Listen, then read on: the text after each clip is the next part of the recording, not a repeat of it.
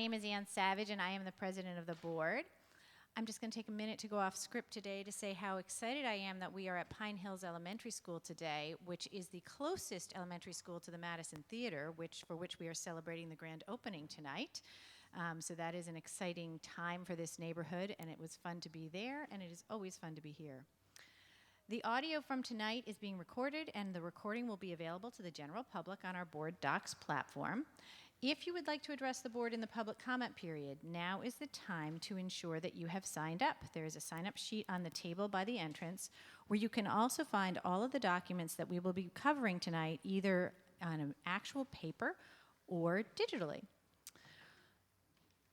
If you'd like to follow along on your own device, the link to the board meeting is at albanyschools.org/BOE, and from there you can get to the agenda. We invite those of you who like to join us as we stand for the Pledge of Allegiance. I pledge allegiance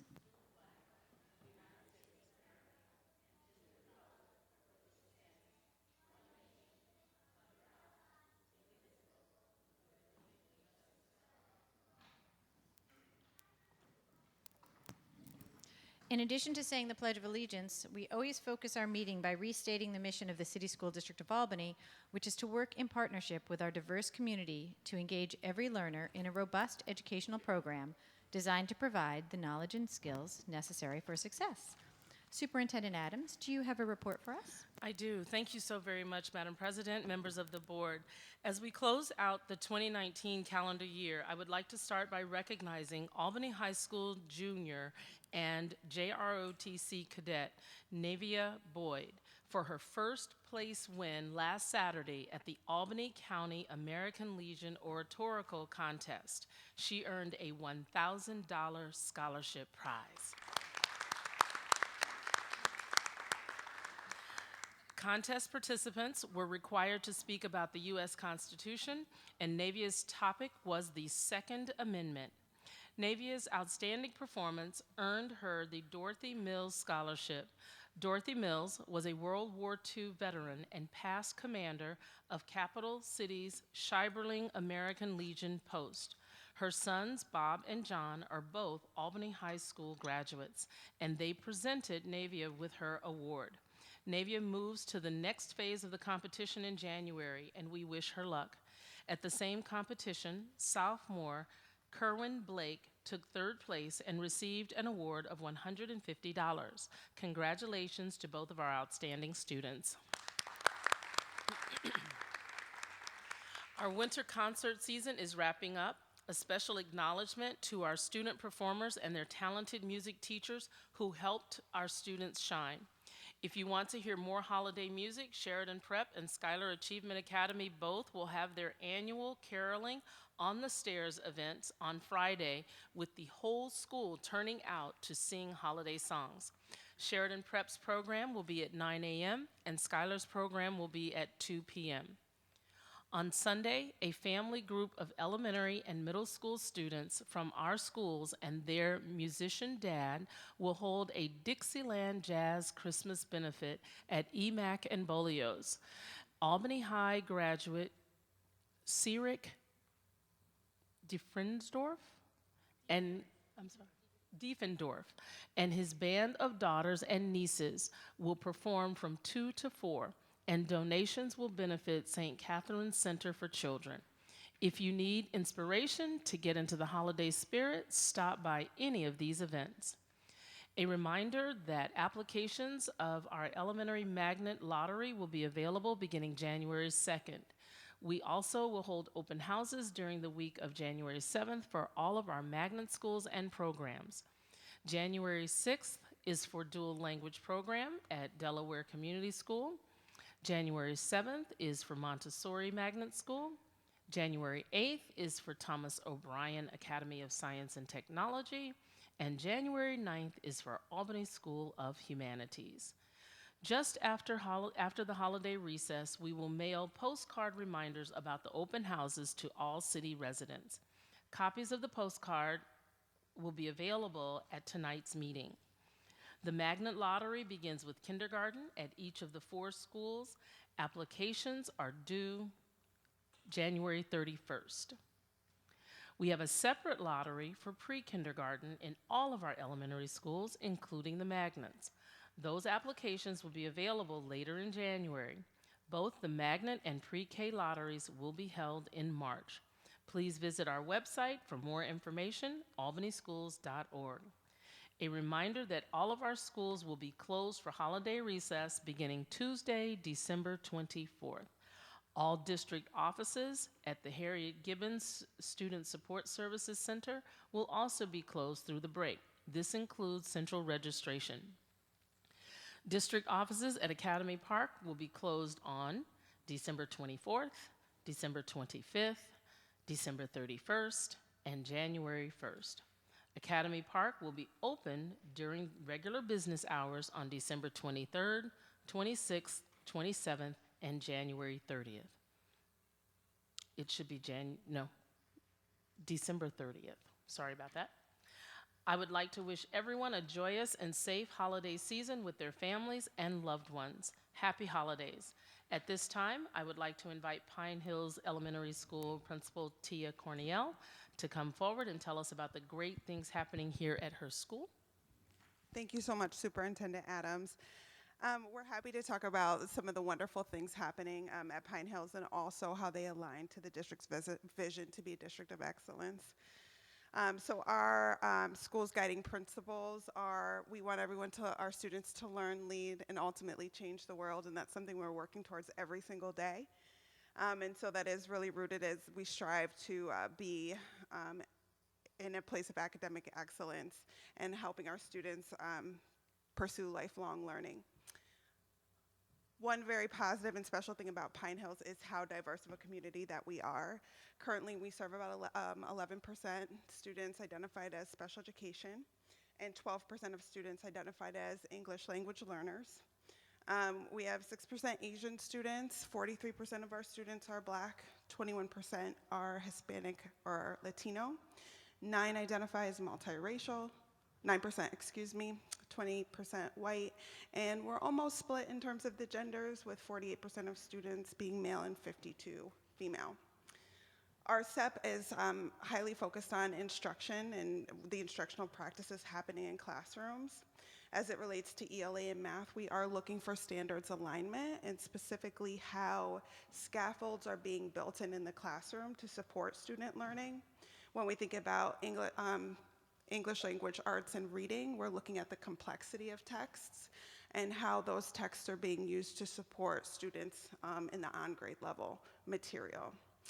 Finally, as a Lighthouse Leadership School with Leader in Me, we are always looking for student voice in instruction, and that students are leading instruction in various ways and have a say in how learning looks. And so that's something that's highly embedded in Leader in Me and the 7 Habits of Highly Effective People.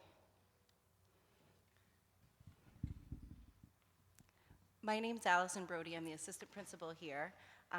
Started this July, so we have really been taking on the district initiative of chronic absenteeism, and that's something that, over the summer we really hit the ground running with. So to talk a little bit about chronic absenteeism, we have wildly important goals here as part of our Leader in Me program, and one of our goals is that we have 95% attendance, and up to this point we've been meeting that goal, so that's been great. We've done a lot of work getting to that point. Over the summer, we conducted over 20 home visits prior to the school year starting. We were able to train some staff, so they were able to go out with us. And so it was a wonderful experience connecting our families with our staff, and really, I think, helped us start the school year off right. I'd like to highlight our attendance challenges that we've been doing so far this year. So first, I'd like to thank our community partners who have helped us with that. First, Stewart's donated over 200 ice cream coupons, so free scoops of ice cream. We were able to utilize those to do weekly challenges for the month of November, highlighting our classes who had perfect attendance or 95% or better. So they were able to go home with a coupon for a free sundae. Additionally, I'd like to thank David Soares and the District Attorney's Office for donating a bike that we were able to raffle off. All students who had perfect attendance, Their names were put in a bowl, drew a name, and one lucky winner went home with a bike and a helmet. So that was great. So since the beginning of the year, like I said, we've been meeting the district goal of 95% attendance, and we're continuing to work on that and address that with our parents as our partners. We work very closely with our attendance teacher. We meet weekly and are coming up with plans and ways to support our students and families, looking at the barriers that some of our families experience in getting to school and making sure that we're addressing their needs. So we're going to invite our special visitors up who are here and eager to talk to you. But before we do that, I think the best way to learn about Pine Hills is to hear it from students themselves. And so we have a little something for you that I hope that you'll enjoy. Click here.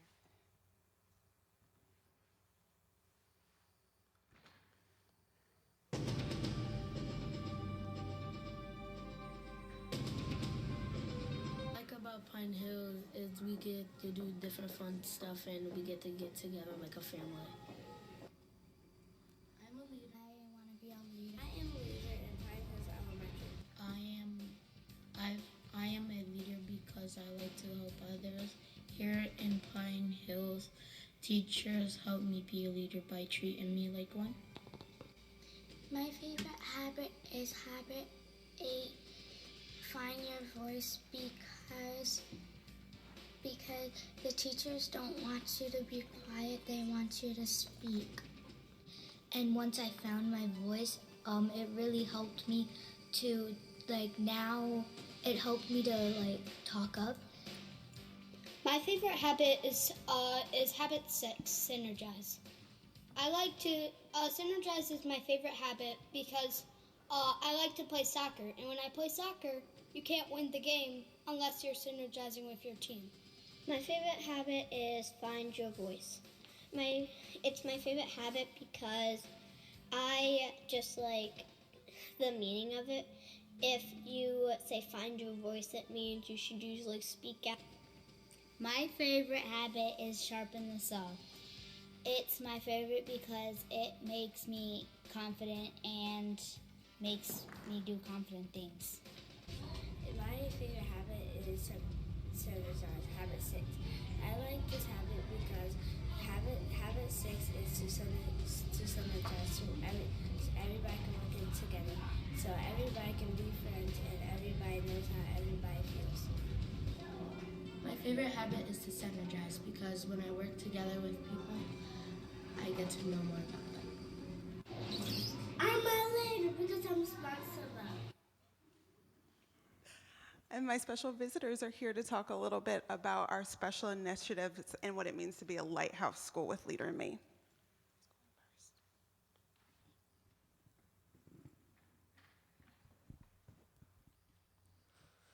Good evening, and welcome to Pine Hills Elementary School. My name is Emmeline Purdy, and I am in 3rd grade. This year, I am president of the Student Lighthouse Team. The Student Lighthouse Team consists of 3rd, 4th, and 5th grade students who have been elected by the school community to help represent students here at Pine Hills. The Student Lighthouse Team addresses issues that are important to the students. We have addressed bullying and had a kindness campaign. We are going to purchase a buddy bench for our playground so that everyone will have a friend when they need one. We have planned a kids' night out at our school as well as sponsored a summer reading challenge to make sure students practice their reading skills over the summer. We have also had the opportunity to assist with the interview process when we were hiring a principal and assistant principal. As a member of the Student Lighthouse Team, I am able to apply the 8 leadership habits that we are learning at Pine Hills.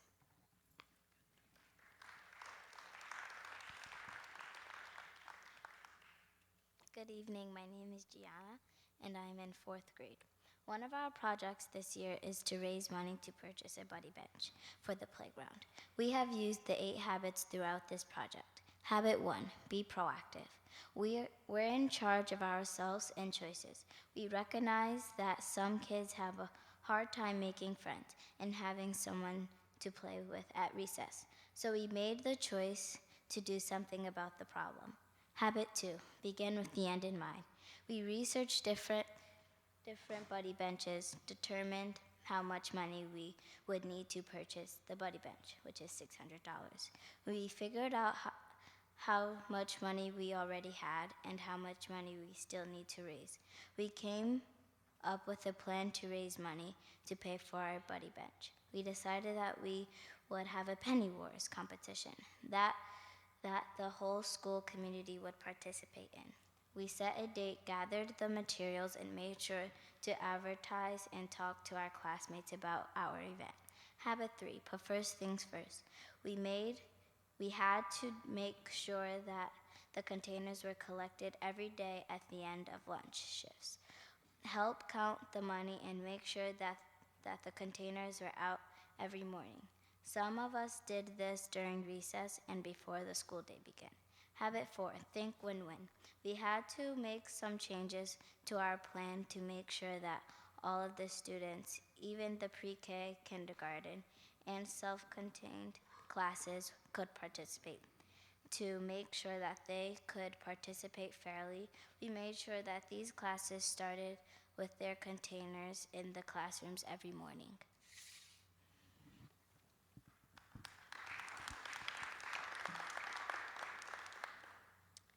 Habit 5, seek first to understand, then to be understood. We had to listen to our classmates to know and understand what issues are important to them. This helped us make decisions to add a buddy bench to our playground. Habit 6, synergize. Our entire school community worked together to raise over $450 in 2 weeks to go toward our buddy bench. Habit 7, sharpen the saw. The buddy bench will be a great way to encourage students who might not have anyone to play with to find someone that they can play with at recess time. Habit 8, find your voice. This project allowed each of us to use our talents to make our school community better. We were able to use our individual strengths to make this project a success. We would like to thank the Board of Education for all you do to support us.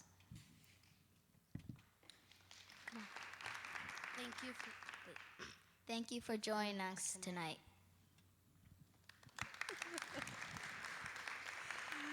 So in closing, I just want to recognize the 2 faculty who work directly with our student Lighthouse team. That's Ms. Short. I'm going to ask you to stand up. And Ms. Parker. They work with them every single week to help them figure out what they want to do for our school. Thank you so much. Thank you very much. This concludes the superintendent's report. Thank you all so much for being here tonight. We really enjoy hearing from you and what you're doing in your school. It means a lot to us when you come. Thank you so much. So that brings us to the part of our meeting we call public comment. Per our policy, the board sets aside up to 30 minutes of our meeting to hear from district residents and parents, students, and other members of the public. We welcome input about the decisions we are making tonight, and also we invite you to comment by email, phone, and postal mail. We invite speakers to stay for the balance of the meeting and to consider coming to our meetings on a regular basis or listening in to the recorded meetings if you can't join us in person. It is always helpful to us when teachers, students, families, and other community members are knowledgeable about the decisions we are facing and share their thoughts with us. If you're speaking tonight, while you make your remarks, please keep in mind that by law, information about individual students and specific district staff members cannot be shared. Every student and every staff member deserves to know that concerns about them will not be aired in public. Also, we ask that you keep in mind that public comment is not the best place to first alert the district to a concern you have. Please share your concerns first with relevant staff, such as the teacher or principal. If you feel your concern is not addressed adequately, you may appeal to that person's supervisor up the chain of command if necessary to the superintendent, and decisions by the superintendent may be appealed to the board. Finally, please note that the board's policy is not to respond during public comment period. If you need a response, please consider contacting us another way, by email or by phone. When I recognize you, please state your name and city of residence. Statements are restricted to a maximum of 3 minutes. Normally, the lovely Ms. Wilson holds the timers, but she is not available today as she is returning and just flying in today and is possibly going to join us later, but most likely not, depending on her flight situation. Instead, Ms. Smith will play Vanna White tonight and will give warnings of 10 seconds and 1 minute, or 1 minute and 10 seconds as to when your time is up, and I will notify you if your time is expired. It's always a good idea to look up and make eye contact with Ms. Smith from time to time to make sure that you don't run out of time unexpectedly. The first and only name on the list at this point is Javon Gates. Please apologize if I've mispronounced your name, Mr. Gates. Oh, good. Please come to the microphone because we do record this, and so we need you to speak into the microphone. You can take any chair that's comfortable, and if you just pull the switch on the top of the microphone towards you, it'll definitely be on. Hi, I'm Jovan Gates, and tonight I just want to bring up the fact that I used to be an assistant coach and head coach at Albany High School, and in my time there, I incorporated weights with the athletes. You know, it wasn't something that was like a great practice, and I wanted to prove to them that strength is speed. So, you know, they've seen in the past, and I've seen in the past, even as a student, that, you know, when I competed and when they competed against other schools, that they just couldn't keep up. So I learned how to incorporate weights properly so, you know, the students could see improvements in their times, you know, when they were running, when they were jumping, whatever the case may be. But in that time, you know, the coaches I worked around, they also noticed that the students, you know, they felt like they were a part of the team. Even the students that couldn't score for us, they were able to score after just a few short weeks of my training. So I just ask that you guys take into consideration that we do need a bigger weight room.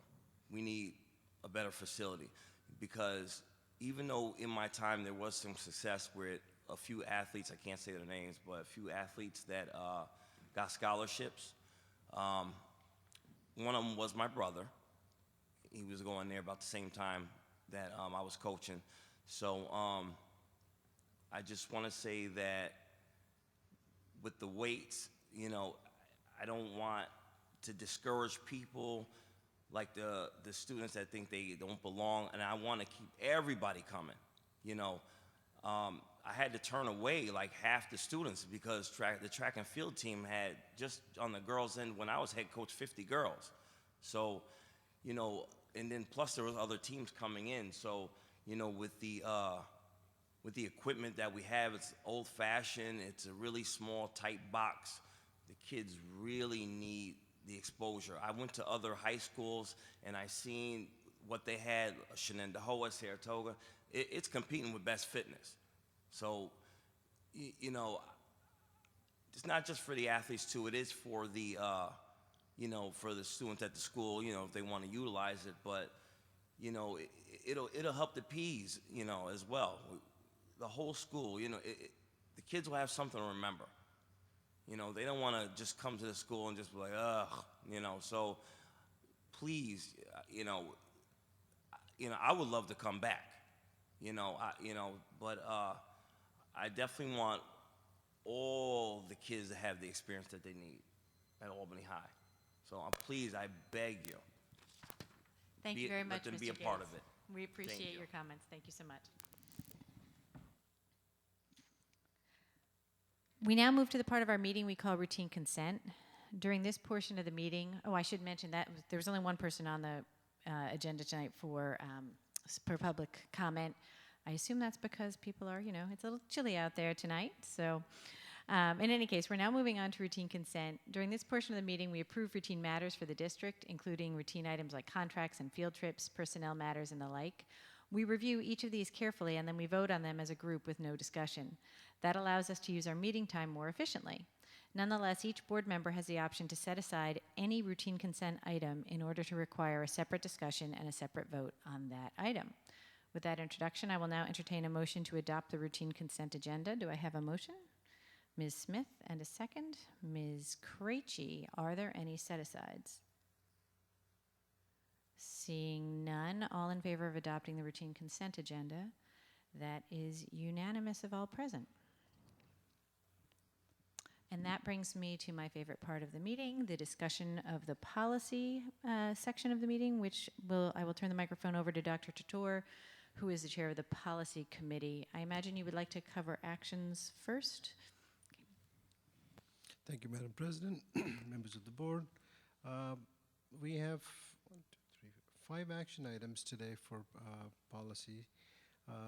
These include policy 4760, which is acceleration and enrichment, 1420, which is complaints about instructional materials, 4513, which was library material selection, 5100, which is attendance, and 1130, which is media relations. May I have a motion? Can I make the proposal that we separate 1130, since I know there's often been conversation about that? You want Sure. to do a motion on the other 4? Sure. Is there going to be any reason that we have to separate any of the others, or can we go ahead with those 4? Okay. Go ahead, Dr. Tator. May I have a motion? Mr. Smith? Second. Ms. Damris? All in favor? So that is unanimous in favor of 4760, 5100, 1420, and 4513 changes. So that now brings us to 1130. May I have a motion to approve 1130? Ms. Krejci, second. By Mr. Elminyabi, all in favor? Before we go to all in favor, is there any discussion? Yes. Ms. Smith? Yes, thank you. First, I wanted to just point out, acknowledge that in the cover memo, where you describe the policies, it does not make reference to the fact that 1130 was coming back to reconsider comments from our last meeting, and so I just wanted to make sure we are consistent, because the other policies that did certainly clarify that. Secondly, I know that I have been pretty much the lone board member opposing this policy, and I just will say for the last time that I still object to the phrasing.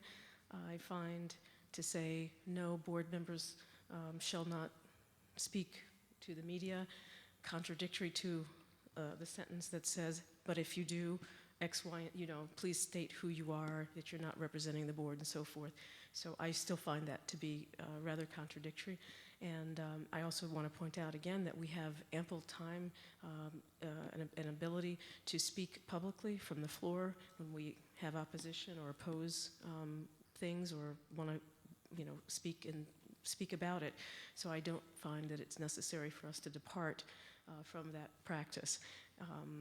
And I realize and I do appreciate that the committee looked at policies, similar policies from Bethlehem and maybe Troy and other places. However, this is Albany. I respect the other policies, but this is Albany, and I think we occasionally have to depart from the standard because I feel it fits us better. So that's my statement, and I will also just conclude by saying I think all of you, we've worked together fine and well, and you know me. I don't intend to disrespect this policy. I honor it. I honor your decisions, respect your decisions. But I wanted to, for the record, again, state my opposition for the reasons mentioned. Ms. Smith, did you want to make a motion to amend the policy to strike that sentence and see what happens with that amendment, or do you just want to take a vote on the policy as it stands? I do not wish to make I think we've attempted that, and I thought the policy committee had considered that. However, I am happy just to see where we land. I would like to recommend an amendment to strike that last sentence altogether from 1130. Okay, so there's a motion on the floor to amend 1130 as presented to strike the sentence that begins, if a board member does speak, is the sentence that the amendment is to strike. So do we have a second on the amendment? I need a second. Would you like to do the microphone? I would like to second that. So I have a second from Ms. Mand. So now, is there any discussion on the amendment? The reason that sentence, we spent enough time discussing that particular sentence, and the reason why NISBA has it, and so do all the other school districts, because it protects the freedom of speech for individual board members, and also leaves the cause in case a board member does not specify that when they speak for themselves, they're speaking as a private individual, that's cause for removal. So it is important that we have it. That was the discussion that we had at committee. Any further discussion on the amendment? Yes. Ms. Smith? Yes. So again, I just find, I know this is not the most important of our policies, but it certainly still, in my mind, is an important one to our ability to be a functioning governing body.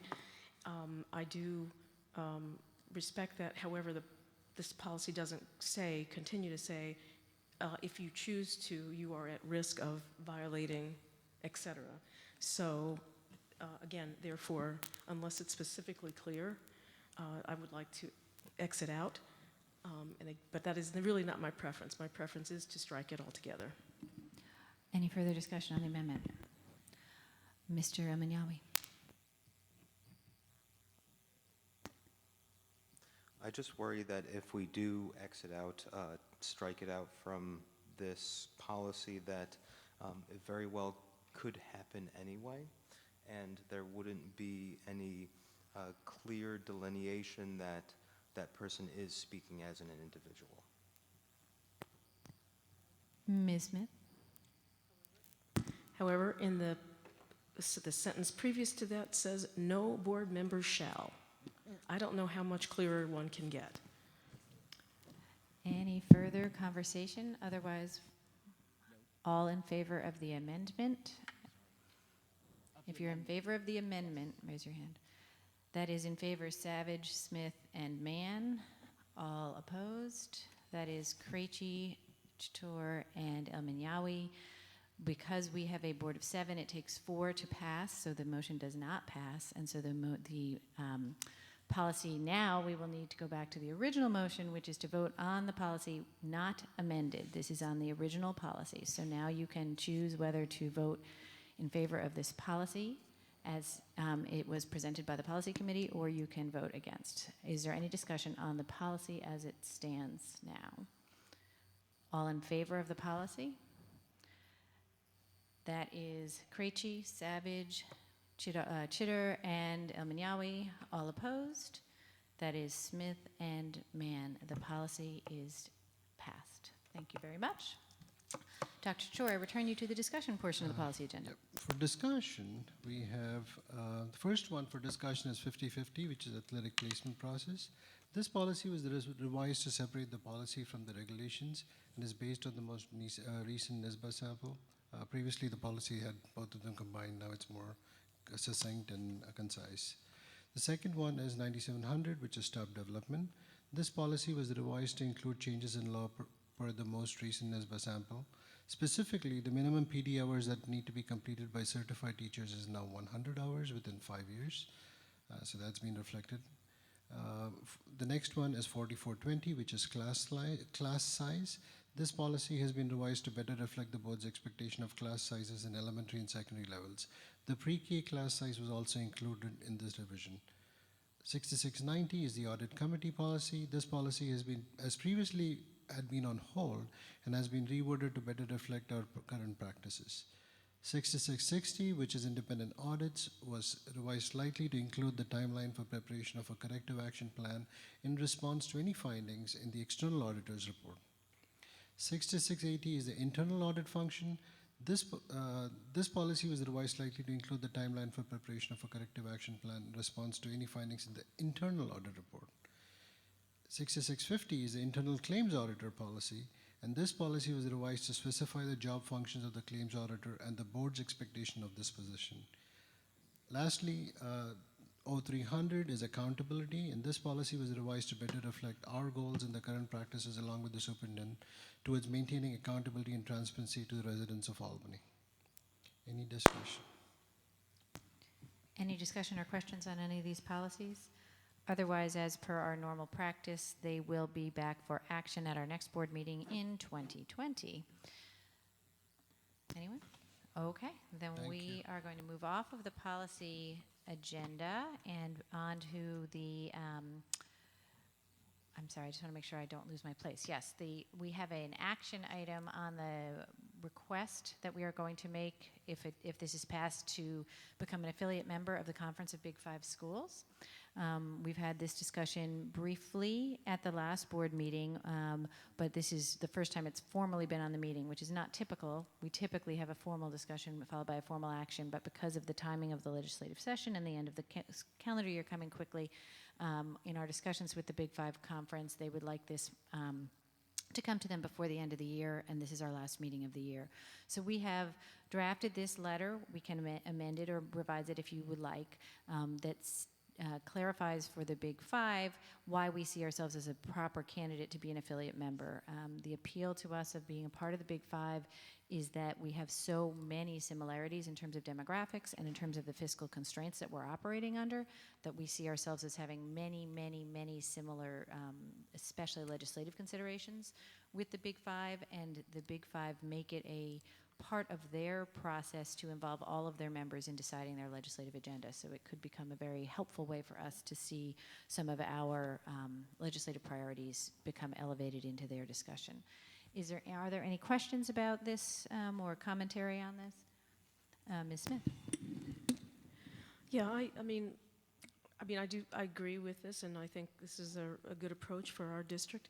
I just wanted to also note that Utica and Mount Vernon, I believe, at some point, if they're still Yep. in there. So these are districts that are, I mean, in terms of the number of students and maybe their budgets, we're fairly close.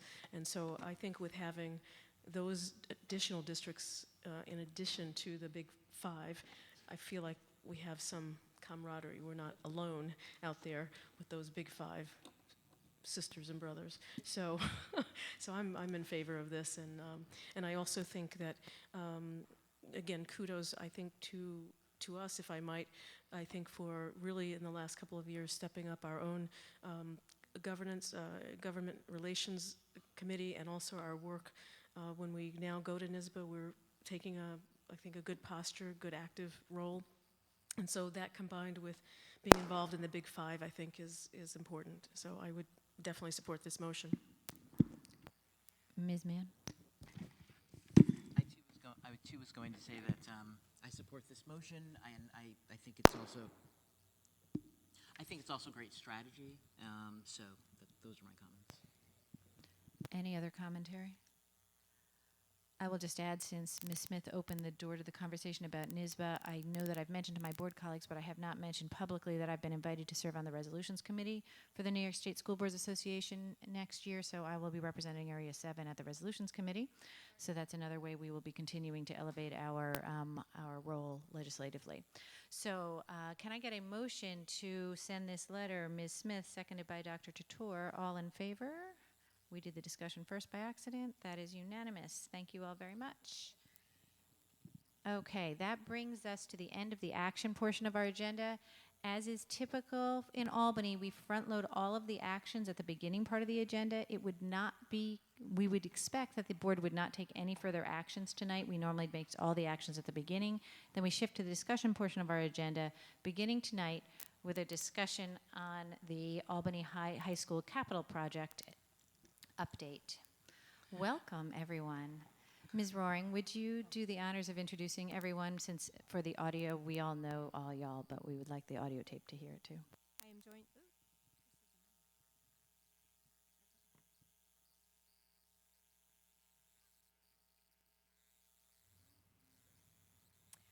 Hi, we are joined this evening by Mr. Rich Peckham from CS Arch, Scott DePhillips from Turner, and our supervisor for PE and health instruction, Ashley Chappell.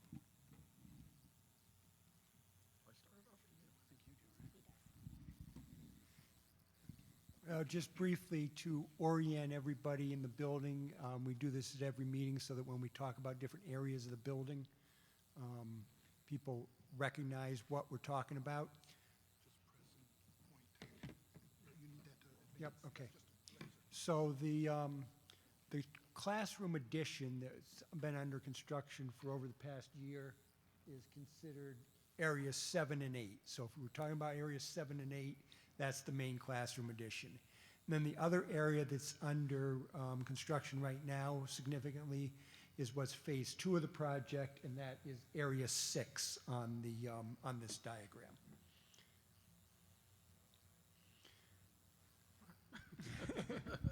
Good evening, everyone. Good to see everybody. Hopefully this is one of my, oh, sorry, yeah. Should be area 5. What?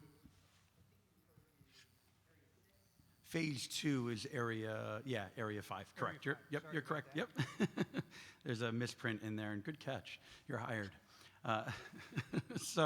Again, good to see everybody again tonight. Hopefully this is one of my final updates for phase 1. We are getting close now to the grand opening date in late January. So the good things to report are a lot of finishes are in place. The sidewalks are in, the blacktop is done around the back of the building. The large bridge that connects Area 4 and eventually Area 5 is installed, concrete is poured, and the foundations are well underway for phase 2.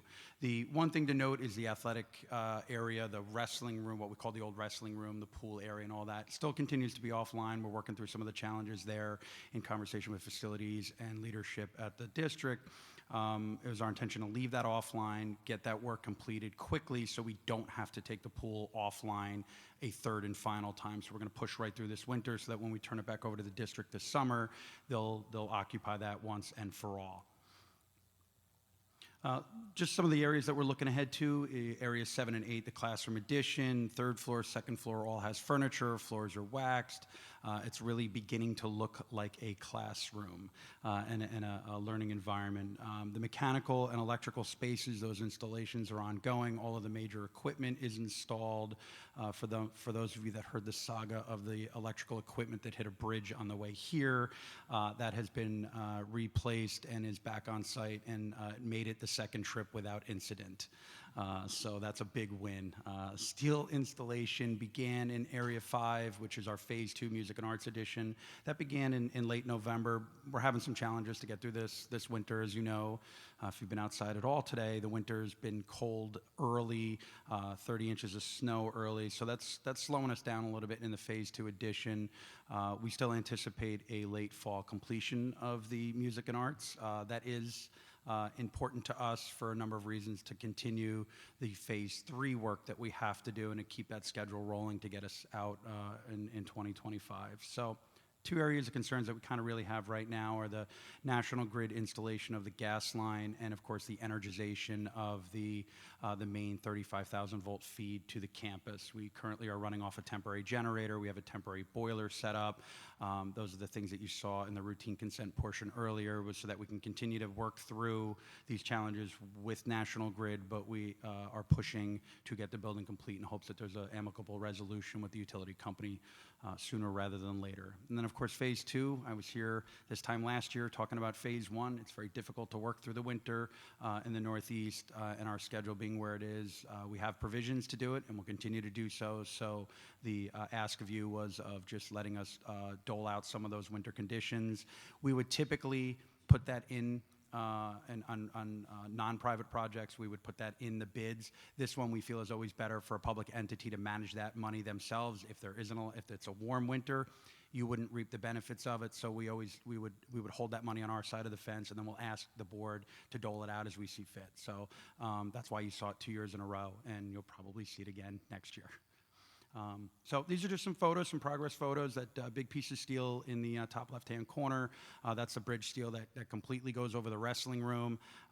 For those gearheads like myself, that's impressive. It's over 40,000 pounds, it's 180 feet long, and it completely spans the existing structure down below. So it was a critical piece to the project, and it was a lot of work and man hours to get it to that point. The other photos are the tiling outside of the gymnasium, so you start to see a lot of the real fit and finish of the building coming together in preparation for the students to come next month. And that's the phase 2 area, so you can see what on the left-hand side, that's what our masons are working against. So you got masonry ongoing in the snow, so that stuff has to be shoveled, it has to be removed so that workers can access those elevated platforms safely. And then the right-hand side is the completion of the foundations for phase 2. And that brings us to phase 3. So as Sky's mentioned, phases 1 and 2 are under construction. Phase 3 is in state ed for review, and we're anticipating getting that out of state ed in February so that we can get out to bid. But just to highlight some of the aspects of the phase 3 work, phase 3 is where we will renovate the auditorium and build the balcony for the auditorium. I think everybody knows where the auditorium is. The other major new element in phase 3 on the second level, the Washington Avenue entrance level, is reconstructing and relocating the media center, library media center, to the Washington Avenue end of the classroom building. Will be in that location. And then the other part of it is to renovate the gymnasiums in phase 3. So those are kind of really the big elements of the work in phase 3, as well as bringing the cosmetology classroom over from Brooklyn as part of the phase 3 work on the second floor. The third floor of phase 3, as I already mentioned, creates the balcony in the auditorium to increase the seating capacity in the auditorium. It also finishes off part of what we've constructed in phase 1, and actually finishes it off into the new media arts classrooms. In that location, that's part of area 4 of the building, and also then creates additional classroom space and JROTC space and family and consumer science classroom space on the third floor. And then the first floor, again, of the classroom building is the other career and technical education space that will be coming over from Brooklyn once this is completed. We have health services space, health science, automotive technology, and construction technology in this part of the building. The other major piece that's currently out of Brooklyn is culinary, but with the phasing of the work, that doesn't come over until phase 4 when the kitchen and other culinary work is done in here.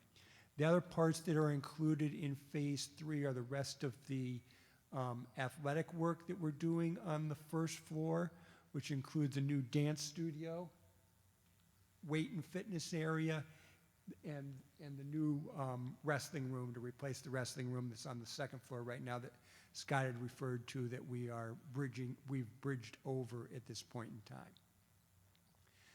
Just to kind of give you some updated images of what the building will look like when it's done, this is the main entrance from across Washington Avenue as you would approach the building. A view actually of the main entrance a little closer up, identifying as Albany High School. We're also going to add some additional signage that's not shown in this rendering to clearly designate the student and event entrance versus the visitor entrance. We'll look at it in a little more detail.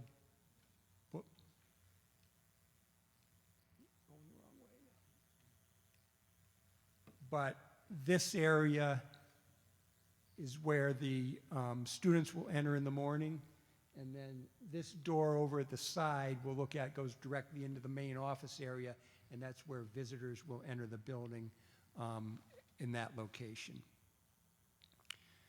So this is a view from the inside looking at that area where the students will enter. We're setting up 2 distinct queue lines for them to move through the metal detectors and the bag check. This rendering is probably a little misleading, but we didn't want to put the 100 kids in there all in this picture at the time they'd be entering, but you can see that we have this set up to be a more fixed element where kids can enter there and they won't have to set up the metal detectors and take them down, move them aside, and set up folding tables every morning for bringing students in. And we've envisioned this will be, because they scan people coming in for basketball games, and this is why this will be the event entrance also for after-hours events. This is a view of the Library Media Center looking from the entrance to it out towards Washington Avenue. The windows you see at the end is the view out to Washington Avenue. There'll be some of these high tables to work at, book stacks in that area. And then this is looking back the other way area where they can bring a class, and for library and media services, and smaller areas where students can do their work and be in the media center. So this is an overall plan of the entrance area at the third floor, or the second floor, I mean. And just to give you the plan of how this works, that the students enter here, the two different distinct entries. They will be check their IDs at these windows and then move through the security checkpoint there. The visitor entrance on this side will be set up so that there's a window there where somebody will show their ID and check in there. And that's what we call a secure vestibule. So once somebody gets in, they aren't let anywhere else in the school until their ID has been checked at that point in time and they've been given their visitor's badge. And then they can come into the waiting area of the office and wait for a hall monitor, whoever's going to escort them to where they need to go in the building. The other part of this is the lobby for the auditorium and the entrance to the auditorium, and then this connects back, as you can see pointed out here. This is the area that'll connect back to the gymnasium. So when they're having events, they can scan through here, just down this corridor and back towards the gymnasium. This is an image of the renovated auditorium, redoing the ceiling in there. All the seating will be replaced. You can see where the balcony's built, and then the acoustical panels on the walls to create the proper acoustical environment for both drama and music events. Overall schedule, Phase 1 schedule occupancy, January 27th, 2020. As Scott had mentioned, the Phase 2, we're talking late fall, right now looking at November 2020 for that part. The Phase 3 will start construction in summer of 2020. We're expecting some of that to be complete for fall of 2021, with the whole Phase 3 complete for 2023. And then Phase 4, which will complete the project with final completion and occupancy for fall of 2025. Now it goes back to Scott. So budget for Phase 1, again, we've been talking about contingency all along. Right now, we cash on hand, we have about over $300,000 left in contingency. We try to break that down into how much complete we are. We're over 95% complete at this point, and we have still about a couple percentage points of contingency left. So it's not a bad place to be. We're in final finishes, and we don't have any major hurdles ahead of us, just short of National Grid, which would really hit our overall incidental budget, not specifically the Phase 1 contingency. Phase 2 is in much better condition. We did a lot of conversation early on at Phase 2. There was a bulletin that came out shortly after the bids that realized us a savings close to $500,000. So right now, cash on hand is over $1 million in contingency in Phase 2. And our hope would be there that we'd manage the original contingency and be able to push the remaining contingency into the overall project. So right now, Phase 2, even with the ask for tonight on some of the unforeseen, the winter conditions, I should say, we're still in a very good place with no unforeseen conditions currently in Phase 2.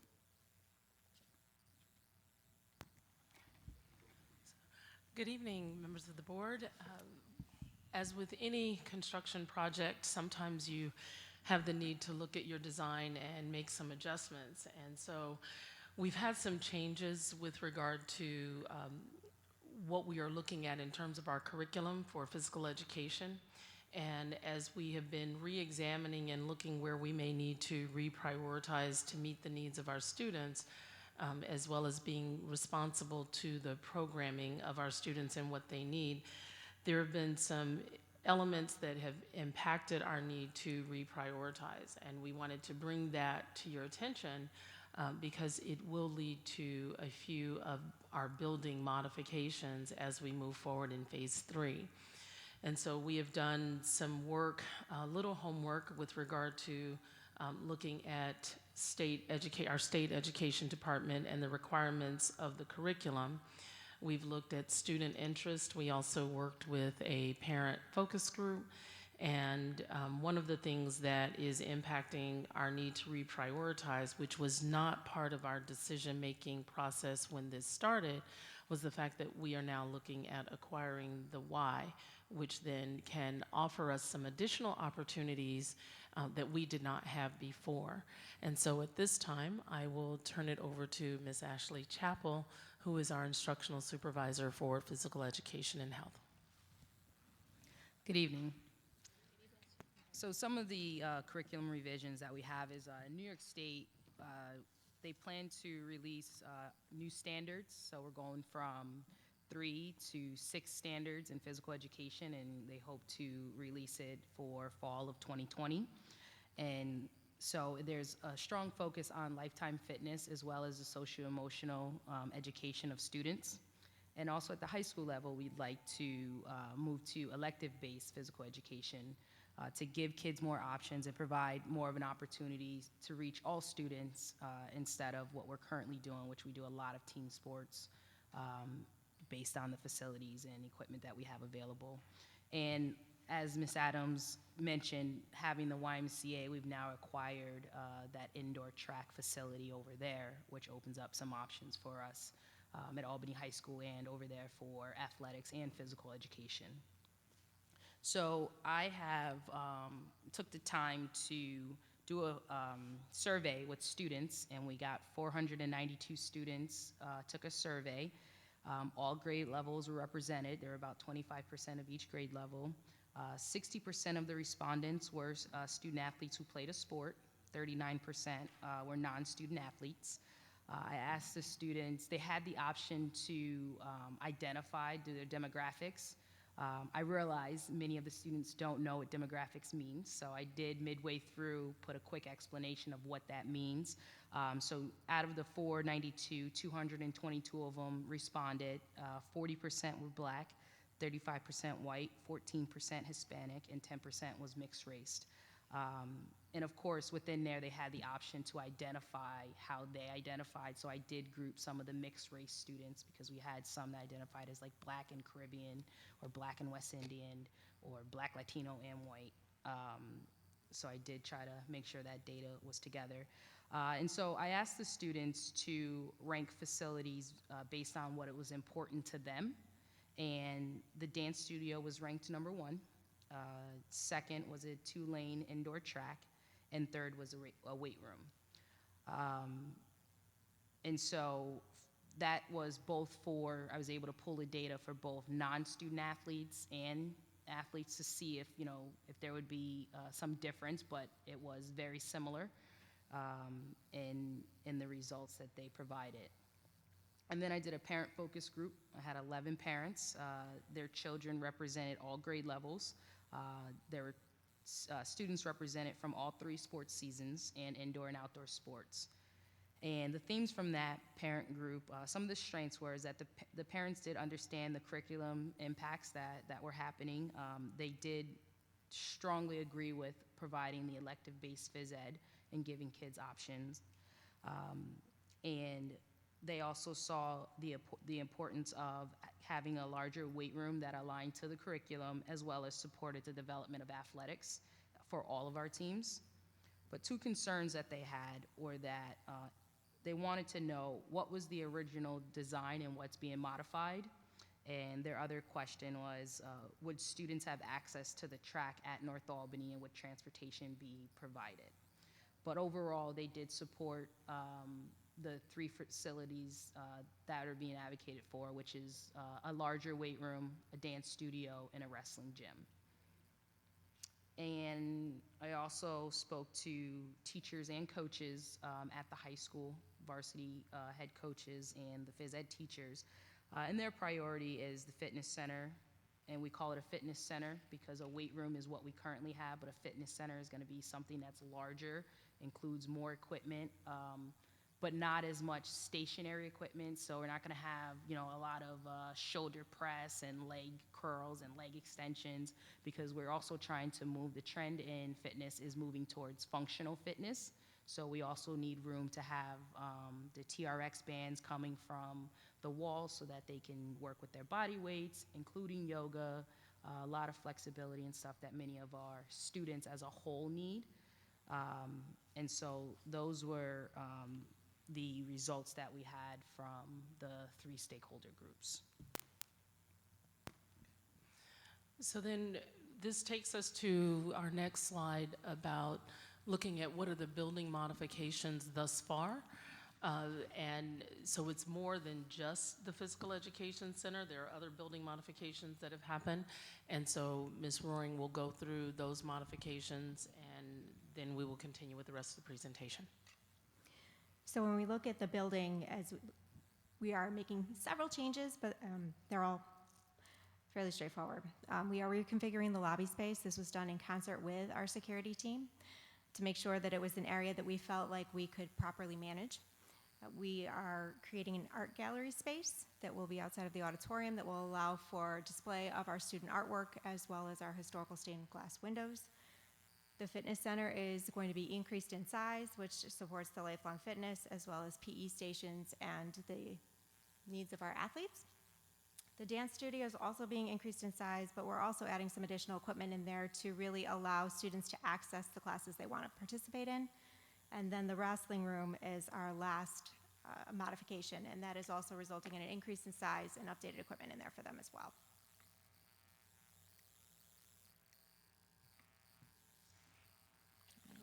Okay. There are a few areas that are outside of the scope of the referendum, and we want to just address those. One is the Little Theater, renovating existing space under our auditorium, locker room renovations, and team rooms. I want to highlight that there will be space in the new building for some of these things. It just will not be outfitted at this time. Then looking at our next steps, phase 3, we're looking to complete bid documents this winter and put them out by early spring. Phase 4, we're going to do our bid documents in 2022 and move ahead with partial completion, bid awards in 23, and then occupancy in 2025.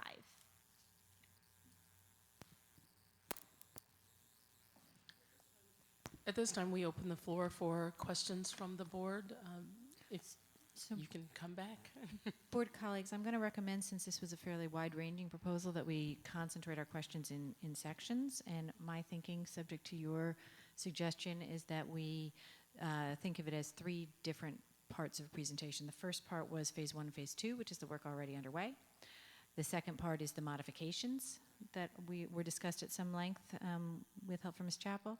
And then the third is the looking forward scheduling for phase 3 and phase 4. So just because I like to do things in order, even though I think we all really want to get on to the modifications, I'd like to start with phase 1 and phase 2 so that we can kind of do things in the order that the presentation was in. And so I'm going to open the floor for questions having to do with the work that is already underway, phase 1 and phase 2. Does anybody have any question on that? As we always do, I'm going to ask you to prioritize your questions and ask your most important question first, because we may run out of time before you get a chance for a second question, but one of your board colleagues could carry that. Who'd like to go first? Ms. Mann. So I'm just going through the slides, and I was going through them over the weekend. When is, I see the challenge that exists for the completion of phase 1, but when do you anticipate that to be completely completed? So student occupancy is scheduled for January 27th, 2020. So we will be substantially complete. We'll have some finishes on the outside. We can't grow grass in the winter, but the students will be there on January 27th, 2020, whether I want them or not. Thank you. Okay. Very good. Okay. I like the way you looked at Mrs. Adams when you said that. Thank you. Who else has a question about the phase 1, phase 2 work that's already underway? I'll ask just one question. We got a new switchgear. They didn't have to fix the one that had been damaged? So they have to recertify it. There was quite a few parts and pieces that had to get, so it went back into the assembly line, completely torn apart. And at that point, they took some of somebody else's equipment and put it in ours and shipped ours ahead of others. So yes, for all intents and purposes, it's brand new. So it's your professional opinion that we don't need to seek any additional warranty, any additional insurance, any additional fiscal protection, that that thing, which I understand is rather large, if it were ever to need to be replaced, that would be a problem because it's built into the building, right? So Yeah. that's my question. Do we need to any further fiscal protection on that? Simple answer, no. It's outside the building. It's, there's a maintenance program associated with it. It has a warranty associated with it, and it was tested the same way that the gear was tested when it came off the factory floor. So it came with all sorts of certifications. Okay. Anyone else on this, on the first part? Then let's move on. Oh, do you have a question about the first part? Mr. El-Minawi. So I see that the remaining construction balance is 329,434. Do you foresee using the remaining balance in its totality, or will there be any left? So that, when we sent it to you last week, it's a live document. So as you know, PCOs come in, both adds and deducts. We try to give you the deducts as quickly as possible. The adds sometimes take a little longer. My gut tells me right now we're gonna burn through most of that phase one contingency in its totality. I'm a little bit more confident in saying phase two because we went in with initial savings of about $500,000, that you'll be in better shape with phase two. Phase one saw just a tremendous amount of unforeseen conditions very early on. Any other questions about phase one, phase two, the ongoing work? Okay, then let's turn our attention to the modifications that were described. Who would like to go first? Ms. Krejci. So I just had a quick question, which is, where is the art gallery? Like physically? The art gallery is really if you think of the lobby outside the balcony on the third floor. And see if I can get back to that plan. Just trying to go back to the picture here. It's third floor. That's first floor. Oh, okay, so outside the auditorium balcony here as you're going into it. Thank you. Yes. Yep. It's third, right? Who would like to be next? Dr. Chator. I just want to tag on to Ms. Krejci's question about the art gallery. So I know we're going to be putting up these pieces of stained glass that came out of the old high school building, and I know there's a lot of people in the community are genuinely interested in where these are going to be because it was a donation from one of the alumni association to the high school. So when they'll be displayed, are they going to be displayed such that natural light will hit them and their splendor will actually be seen, or is it going to be static by the wall? They're going to be in recesses on an interior wall with lighting behind them so that you can see the effects of them. But given the nature of a stained glass window, we didn't want to actually put them as an exterior window. Sure. No, I know there's a lot of natural light coming into this new construction. I mean, even the pictures sort of reflect what the arts would look like, unlike what it is now. So thank you. Let me just see, Mr. El-Minawi.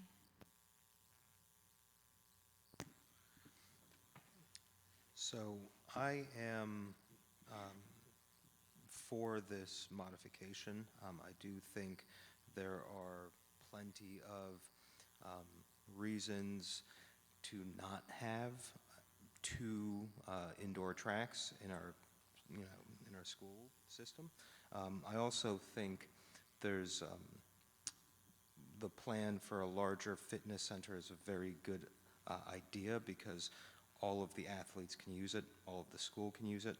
As a wrestler a lifetime ago, I like seeing that you guys are investing in that as well. So, good job. Ms. Krejci. So I was curious when I saw the pictures, and you mentioned it, so I have to ask. I saw in the pictures of the media center a whole bunch of high-topped study tables and then high-topped areas. And I wonder, what's the advantage of these high-top tables, knowing that a lot of people in high school haven't reached their full adult height yet, and for those who are on the shorter side, those chairs are kind of uncomfortable. I don't know if there's some purpose for them, if they're facilitate some sort of different collaboration? Well, in some ways they can facilitate collaboration because you can also stand around them, but also it just gives variety. They're not all that height, obviously. It gives variety of where students can sit, and they can sit where they're comfortable sitting. Because the high top ones aren't really the ones that would be for a whole class. They're more for small groups coming in to study, or for students working on projects, or working with the media in the library. Okay, thanks. So my question is about the modification, and I also sounds like you all have done a very thoughtful job about deciding what to do, and I'm not opposed to it in any way. I just want to understand it better. When we reviewed the high school project many, many, many moons ago, between the November vote and the February vote, we seriously considered eliminating the indoor track at that time. And the documents that I was able to pull from that time suggested two things. One, that it was a very inexpensive way for us to get an additional athletic space, and two, that it provided some sort of egress from the bleachers. And I'm wondering, number one, I can't imagine you wouldn't have addressed the egress situation since you're a professional architect. I'm sure that was addressed.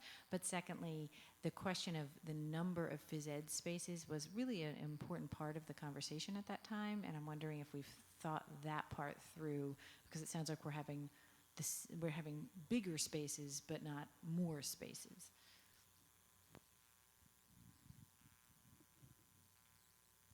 So with the weight room, if it's to the size that we designed, we would be able to get 2 phys ed classes in there. We are reassured by the architects that it would be 3 times the size that we have now.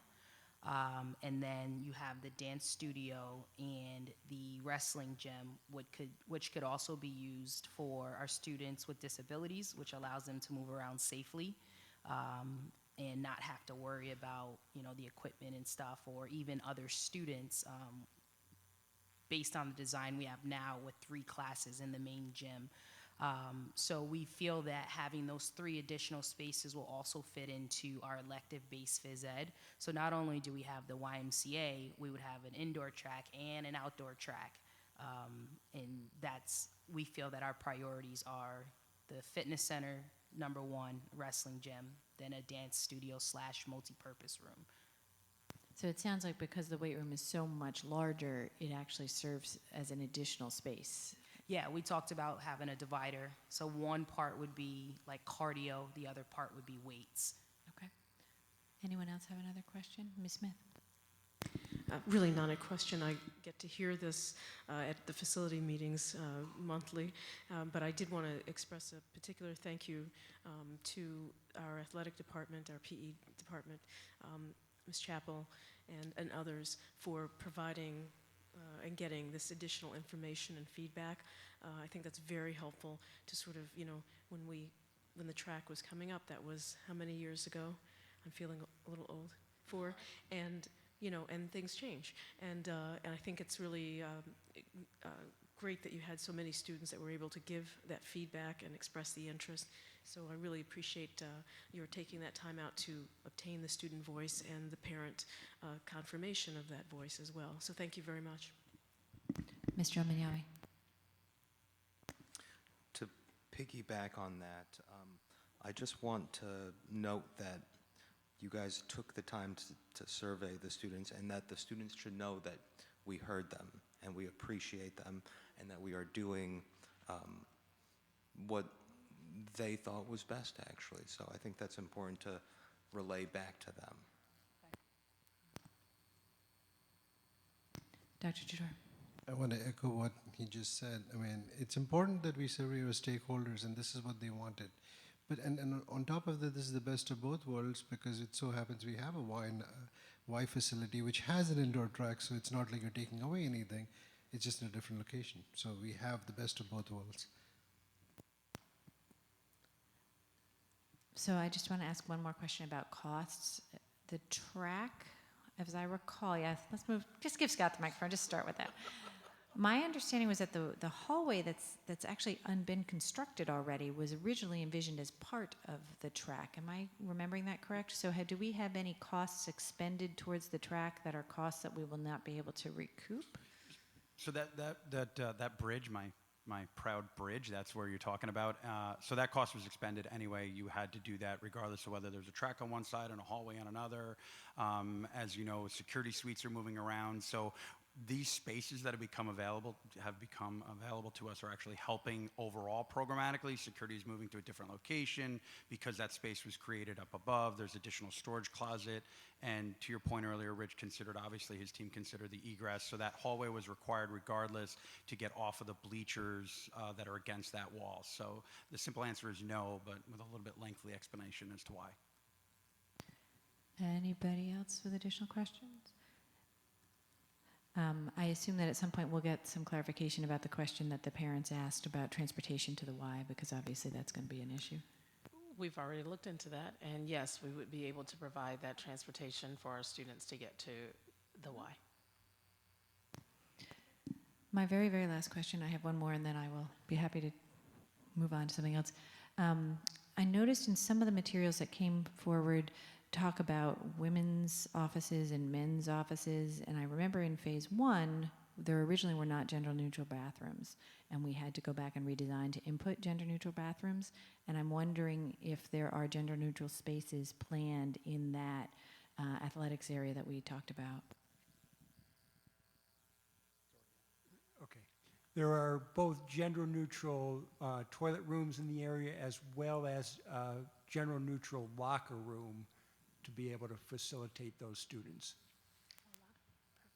Excellent. Glad not to have that conversation again. Anyone else with any other questions on the modifications? I guess I do have one more question, I'm sorry. The pieces that are not going to be fit out, the last thing that you talked about, Ms. Roaring, were those originally specified to be fit out in the original design, or they were our new add, we're just not completing? So as our architect team went and met with some of the individuals in the district, programmatically they made some requests that were outside of the original referendum. So no, they were not part of our original plan scope. We have the opportunity to create space to outfit later, and we're going to take advantage of that. Okay, I think that's going to be really helpful for people to understand and be able to convey to people that these are more things, not things that were done halfway, not things that were intended to be done fully and were done halfway, things that were never intended to be done but are being done halfway. So that's an important distinction for people to understand. Anything else on the modifications to the design? Otherwise, let's just have a quick conversation. I don't know if there'll be much questions about moving forward. The scheduling, the last slide or two was about the scheduling on the upcoming work, phase 3 and phase 4, and someday phase 5. Any questions about where we are on the upcoming scheduling? Dr. Shatour. I know we talked about this before, but phase 1 was not impacting student education at all. Phase 2 is sort of doing a little bit for the music and arts, but phase 3 is where all the classrooms are, right? Everything's happening around it. So are we making sure that there's extra protection for noise and all of those things? Thank you. Yeah, so luckily we relocate a lot of those students. We create 74 classrooms in the new addition, so a lot of those kids get moved, working with Karen and Jody and the folks in the building on where those buffer zones are. So there's hard partitions, there's no classroom spaces occupied directly adjacent to construction zones. So all of those egress paths have been planned, worked with security on monitoring and where those things are gonna happen. So there's quite a bit of distance between students learning and construction happening. Thank you. Anyone else on upcoming work? If not, thank you very much. We appreciate your being here tonight, and thank you for all your work, especially you, Ms. Chappell. We really do appreciate the extra effort to make sure that everybody had been consulted. That brings us to the discussion on the longest titled department of any in our district, the Department of Data Assessment and Technology Division.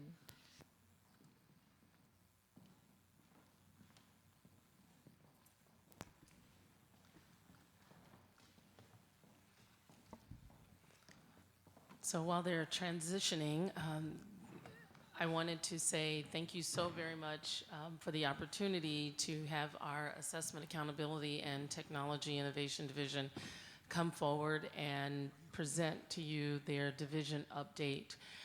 It is under the leadership of Mr. Kent Baker, and so at this time I will turn the time over to him and he will introduce his team. Thank you so very much, Mr. Baker. Thank you, Superintendent Adams and members of the board for this opportunity. I'm particularly pleased this evening to finally introduce some of you, I suppose, to the leadership team of my division. I am often fortunate enough to sit here and take all the accolades in isolation. I have to admit that I have some support here. The deal we made this evening was they would have minimal speaking parts for the presentation. However, they will make themselves available perhaps to chime in when we get to the question and answer part. So as with every other division and all other operations in the district, we start out simply by reminding you that everything we do is guided by the district principles in terms of vision, mission, and goals. And our division is taking that leadership cue and then modifying and assembling our own strategic goals. And what you'll find when you look through these goals and parsing them out is that we essentially pull something from each one of the verticals as I describe them often within my division, but ultimately we're inextricably linked together, and so that the work that we do is always connected, it's always strategic, and we are always in support of the core mission of educating our students, supporting our staff, our community, and being a district of excellence. And this is a rather feeble attempt at trying to visually introduce you to the concept that there is a through line in this division. We cannot operate in isolation from one another. I sit here, I guess literally and figuratively now as a unified front. We are truly a team. We collaborate on almost everything because there's an impact across the district in terms of not only the users and those we support, but our own decision making. And it's critically important that what we're doing as leaders of our respective verticals is known to the others. So there's a through line here, and hence the gigantic title, because we're encompassing all of these activities. So I want to give you just some, I guess, a quantified look at some of the things that we do. And what I want to make clear up front is that you can look at some of these numbers, and it's the same case with each one of these slides where I try to present you with quantities of things. Could never capture really all that's going on behind the scenes. In a lot of these cases, assessment's just one example. And you know, the 82,000 some odd assessments last year may jump out at you, and it's significant. But it's really all the things that go on behind the scenes, so that when you think about assessments, it is true. We just want to have a student under the optimal conditions do their very best in terms of achievement or informing their teachers or helping us inform program. So we do whatever we can to mitigate all of the things that could challenge that environment and also to set the stage for success in all those scenarios. And when you're talking about the state assessment program, the mechanics involved in the management of that program, it's mind-numbing. And so we're very, very fortunate to have Nicole Lindemann devote 50% of her time to that. And in reality, it's 100% of her time for certain parts of the year. But there's always attention to the notion of our assessment program. And just to give you an idea of some of those things that you don't see, in terms of a state assessment, you look at the 3 through 8 program in particular, we have to account for every single answer sheet, no matter whether a student's there. Every single booklet, everything has to get scored, has to get returned to the vendor. There are so many transactions that take place. The integrity of those documents while they're with us, it's just incredibly taxing and requires great attention to detail. I'm so thankful to have Nicole leading that work. But this is just also a great opportunity to illustrate the interconnectedness. So all the work that goes on behind the scenes in terms of the data shop with Trish's leadership to make sure that students are rostered properly. All those things manifest in the actual assessment administration. And on the technology front, particularly with NYSA, which is our alternately assessed population, and our internal testing program, they're incredibly dependent on technology. So of course, under John's leadership, making sure that the things that are there work, that the browsers are locked down and controlled, that we're honoring all of the extensions that may be part of the Chrome suite, and so on. So great example of how it takes all team members here to work through one of the responsibilities of one of the verticals in our department. And moving into the data and information systems, I could probably choose 20 other things and show you some number that's in the millions somewhere or hundreds of thousands. What I think is important to note here is how we're kind of removing the burden of a lot of things that used to be manual. Scheduling, I parsed out here just as an example. You know, we have to account for every single instructional linkage that takes place between a student and a teacher over the course of the entire year. That has to be quantified in terms of their actual instructional time together, and all kinds of things go on behind the scenes. So scheduling now is something that used to be done on a whiteboard. I was part of the scheduling team when I was a teacher at School 19, 25 years ago. We did it in an afternoon with Mr. White with his Post-its. Now we have to account for every single transaction. Elementary scheduling is more complicated than high school scheduling, believe it or not, at this point. I also think that the way we're integrating systems is a huge lift to the district in terms of relieving the manual intervention that was required, and also in helping to maintain data integrity, because the more times people have to put things in somewhere, greater likelihood it's not the same across systems. So all those integrations, and you can see on a daily basis, we're truly exchanging over 500,000 records in an automated fashion with other systems daily. The dashboard, you'll hear more about some of that later. And that'll just be Ms. Adams and Cabinet's leadership dashboard, but the dashboard environment across the district is really part of the fabric at this point. And you look at the domains that it touches. So by domain, I mean we have discipline, receivership monitoring, ESSA monitoring, other more generalized, all kinds of areas that are kind of focused around one theme. And within that, you have all these widgets, and you can see underlying all that, we're integrating about 42 million discrete records that make up that backbone. The applications that we support are expansive, and I noted at the bottom the academic programs, just to give you an idea of, it's not just the things that go on during the 8 to 4 day. We're supporting summer school. It's its own little mini system over the summer, and all the after school programs now have some kind of a monitoring component which requires collection of data. So all the business rules that we have to put in place to help those folks maintain records that they need, to help them put their metrics together, is also part of the work that we do in our systems. And all this manifests into what you see represented by the warehouse suite. And I should have noted this was really capturing June of 2019, just to give you a sense of what it looks like when it's complete. At this stage, we wouldn't have necessarily the same number of records, but it's a weekly operation. Data warehouse is a weekly operation. That is itself its own job. And when it comes to technology, some of these numbers may have meaning, others may not. I'll try to contextualize some if I need to. But if you think about at the top the network activity, just trying to capture what people do on a daily basis, and I have a terabyte version at the top and hundreds of gigabytes.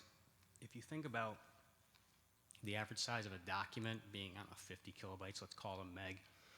We're talking about anywhere from 1 million to 10 million page kind of transactions on a daily basis across either the internet pipe or our own internal WAN. So people are moving, working on files across the network, or moving content back and forth amongst themselves or with other groups. So we are shaping packets on a daily basis, trying to understand where there could be bottlenecks and adjusting that traffic and trying to allocate it to certain things at certain times. Our infrastructure, the things you don't see, we manage all of that. And so across the district, you got 300 some odd switches sitting in closets that know where everything is in the walls when you plug into it. We have 850 access points, and it's not like the one you may have at home, where sometimes it works, it doesn't, you just unplug it and reboot it and it pops back up. We're talking about devices that need to be managed at a very discrete level, so that when Ms. Adams, who's typing something here, closes that and moves to the library again, that she doesn't drop her session, lose what she was working on, that the roaming tolerances are adjusted. All those things that people don't think about in an enterprise environment are critically important, and we oversee those on a daily basis. Telephones, they're networked. We have almost 2,000 telephones. They're managed. They require overhead. And security cameras, we're certainly not security experts, but we have to make sure that those cameras can be operational, that they have a network address, and that they're connecting back to their appropriate DVRs. So that's just a sense of the scope of the network. If you do quick math on devices, you'll see that we have almost as many devices as we do students. Connected to each device is a user. Connected to that user is some transaction that involves all kinds of software. You can do the permutations, figure out how many opportunities or chances there are for support on a daily basis across our network. They're producing content. So we're responsible for roughly 23 terabytes of information that we have to account for not only now, but maybe tomorrow in a different way, or if someone loses something and we have to go back and help them retrieve it from 2 weeks ago. And I will note that we're using right now, it looks like about half of our available storage space. I'm going to make a plug right now as we're getting ready to enter budget season that this doesn't increase incrementally, it's more exponentially, so that if I were sitting here next year at this time, we'd probably be about 3/4 of the way tapped out.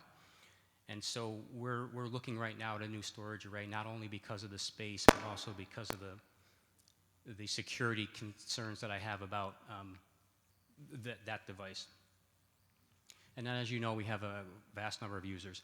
The last thing I'll touch upon right here is very simply that we also do whatever we can to make sure that the users that we're supporting can do things confidently, and that's where this whole notion of PD comes in, particularly as we're focusing on right now integrating technology truly, not just operationalizing it, but integrating it so that it's ubiquitous in instruction. We have one coach for this entire district. So far, just through September, he's worked with 210 classrooms, and if you think back to the Eagle Point meeting, Mr. Dudley, who was our coach, was mentioned even there. He really, truly gets into a lot of spaces and affects what's going on in those classrooms.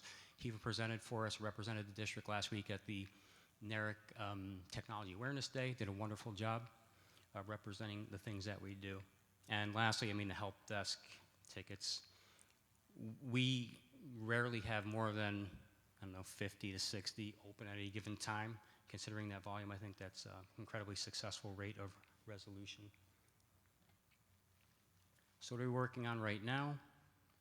We can think of these focal points right now as iterative, meaning that they're going to be something we focus on over time, and it's not likely we're going to say next year that we completed all of these things, and it won't be the only thing we're focusing on, but I think there are some themes here, and hopefully what you're seeing is we're trying to impact culture, which makes these things particularly challenging. It's not just doing things or performing tasks, but we're looking at the culture of how we interact with data and understanding that it's often privileged, that you have to be responsible for what you have in front of you, and not just in terms of sharing it with others, but being aware of its, where it's physically located and all those kinds of things.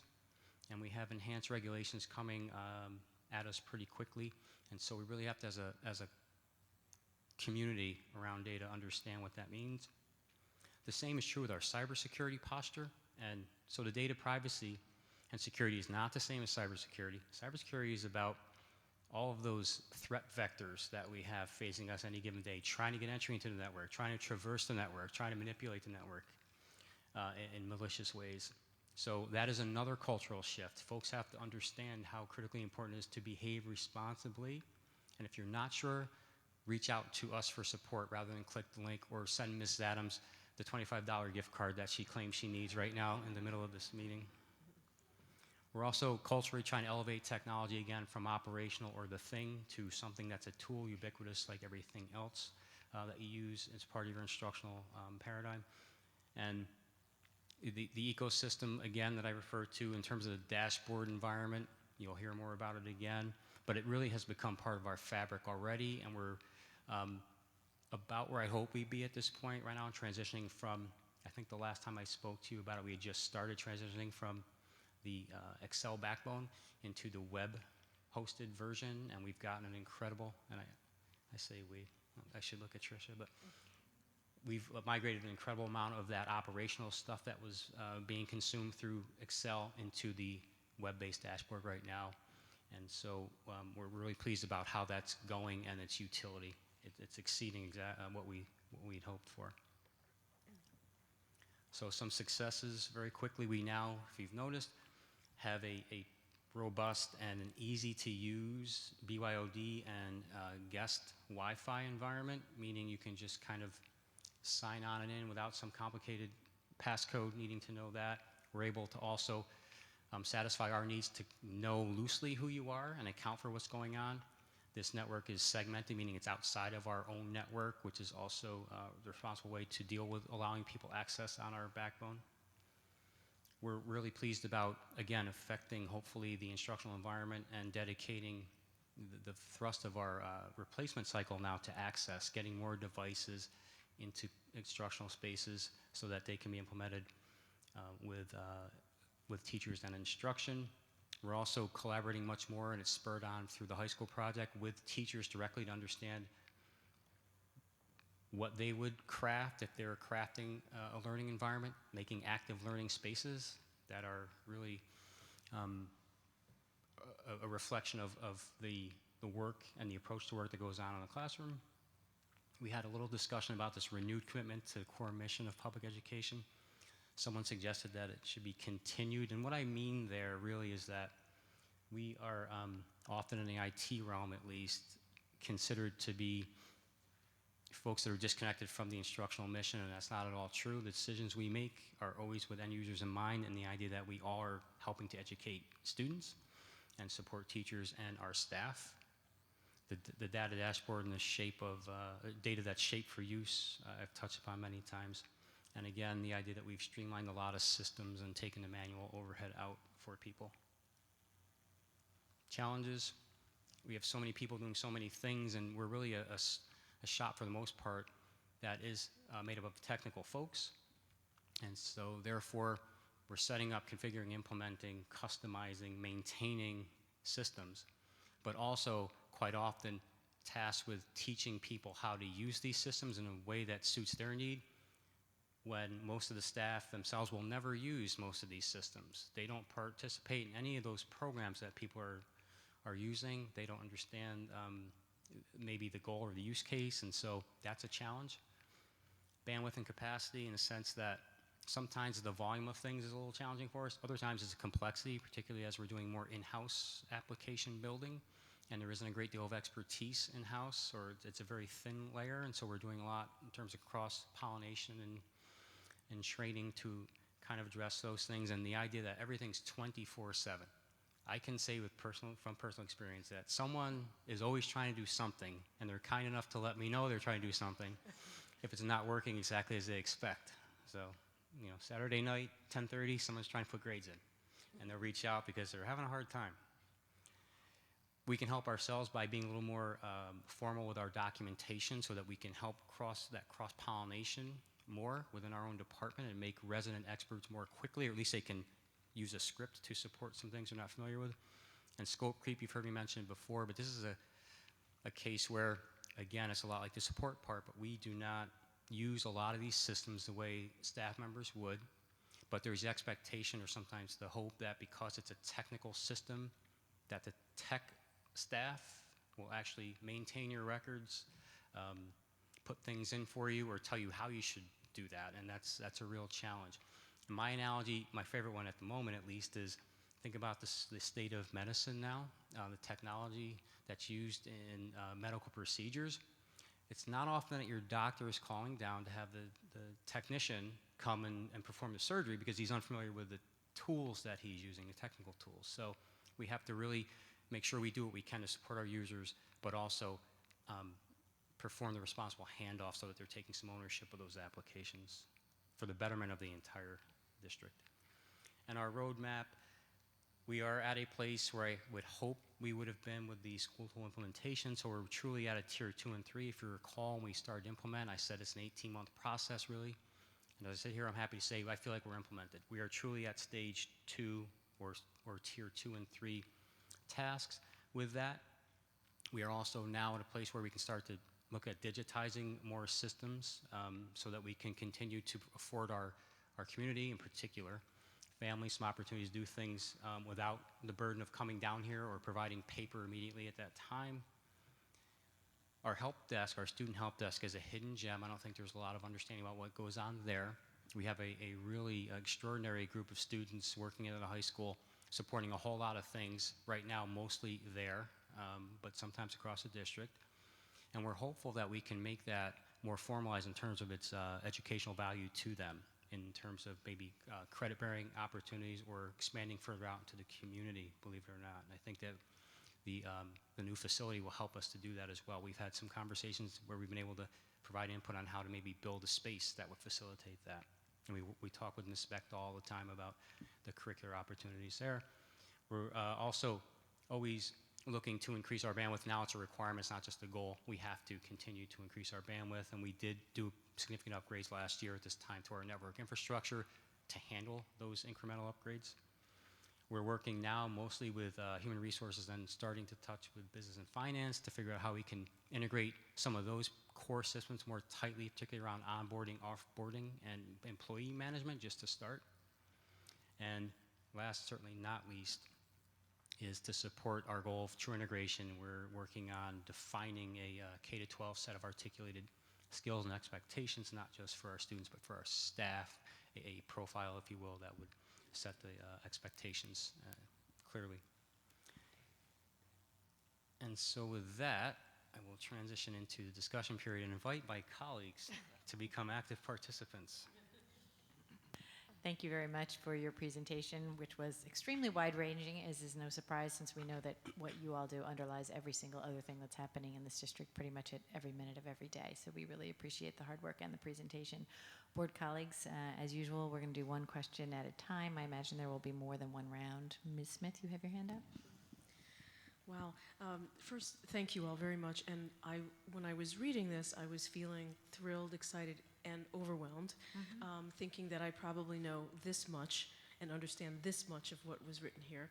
The presentation, thank you very much, helped expand that little bit of knowledge, a teeny bit. And I would echo Ms. Savage's comment. It feels like this is a little, you're kind of like the foundation of, you're holding stuff together. And so and I'm not even quite sure how you do it. So let me just, and you said a lot, and I just really appreciate it. My first question has to do with, you talked about the need for more storage. And I just, because you mentioned budget and that aspect, I'm trying to figure out, is there something else that you're also asking for in this? Because this is a massive undertaking, has been, but it's huge. And so I'm just trying to figure out, also what kind of support you're needing. And that's also related to sort of more of a staff development question too, if that's part of what's needed here, and how do we make that a priority, or should we? Yeah. So the onus of, I guess, framing that is really on me and my team, and we're hopeful that we're going to do that in a way that makes sense, particularly when we get to budget conversations. But yeah, you did pick up on a nuance in that not only am I wouldn't say concerned, but not only am I thinking about, or we thinking about, the storage needs that we have functionally, but also it's an opportunity if we look at that array. Again, it's not like we just have one server sitting there collecting all this stuff. It's a very complex array of storage, networked storage devices. And so the other thing where I feel like we're lacking is the visibility of what's happening across those devices, meaning it's an opportunity to also harden our cybersecurity posture if we were to get another array that not only gives us extensibility in terms of the storage space, but also the analytics and some of the automation that we need to keep up with. We can't just continue to parse logs manually to figure out what's going on and look for unusual activity across the network. So yeah, I guess there will be an ask in the sense that contemplated in my budget for this year will be the addition of a new storage array, which would give us also a layer of business analytics. Dr. Tudor. I want to first piggyback on Vicky's question about storage. I mean, you're storing about nightly backing up 23 terabytes of data, right? Are you doing this locally, or do we do it on the cloud? Because there's always this discussion lately among the IT field, do we need to buy the hardware ourselves and then keep up with the upgrades, or do we put it on the cloud, right? Yep. So the best practice right now is a hybrid for a couple of reasons. One is not just cost, but also overall security. We are currently at a place where we are locally managing our storage array. One of the reasons we have to go to a more robust internet pipe is because we are also exploring using a cloud element or adding a cloud element to our storage procedure, which will give us some sense of, I guess, 24/7 security that we can't always provide. It takes a lot of the overhead off, as you said, of some of the maintenance of that, but also in terms of, I hate to, there's no wood around here. If we ever had to recover from a catastrophic event as well. If you have everything local, it's a bit of a deficit. And we do have a layer, oh, no, thank you. I appreciate that. So we do have a localized backup. We do have some version of it too that's also off network. I don't want to give out too many details because that's part of your strategy, but I'm confident that we're in pretty good shape, but including a cloud element is probably a best practice that we are looking to get into. Mr. Amanyawi. So I will echo what my colleagues have said. You guys are like a super dream team of tech gurus. That's kind of how I'm looking at it. And I do understand some, I don't understand a lot, but when you mentioned storage requirements growing exponentially over time, is there a period where we actually delete stored data? So 10 years, 7 years? So most of our retention is governed by a pretty rigid schedule that the state puts out. So there's an Schedule ED1, which governs what documents you have to maintain for certain periods of time. When it comes to, let's call it operational records, like student-related records and those kinds of things, those things are put into a separate storage area. They're indexed and become part of a digitized storage device that we use for archiving over time. When it comes to standard day-to-day user files, we typically purge when students leave us. They would have no mechanism, no means, or no reason to access the network and get their old files back. But as long as students are with us, we do not purge. So we're really only able to purge on a yearly basis the graduating class for the most part. And when students leave us, we will, after a period of 18 months, also purge. Because you may not be surprised how often students return back to us, and so it doesn't hurt a ton to keep their stuff around. And the reason why I present it in terms of exponentially is because just thinking about the high school and the new facility, when we give them a new media arts lab, when they start getting into video rendering, those kinds of things, those are enormous files. And I think most of you have probably heard about the idea that we've created more content in the last, I think 10 years than we did in the first 500 of civilization or something like this. And that's how things operate even at a micro level. So my question, I have several questions, but the one I want to ask is about your roadmap. And one of the points you had was about digitizing our communication with families, et cetera. I can't remember what you said, business processes and online opportunities. And I'm wondering if you're willing to share a little bit more about what might be in the sort of 12 to 18 month roadmap, which business processes are in your plan. Yeah, the most public facing would be some registration procedures and documents, transmission of documents.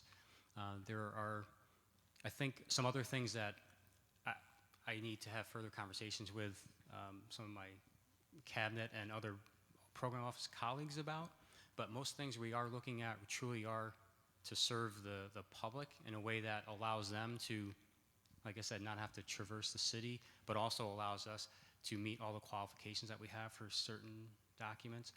I think there are also some opportunities to get more sophisticated forms and routing, and ultimately I think I can speak with Ms. Roaring's consent that we're looking at trying to get into digital signatures of some kind as well to facilitate business.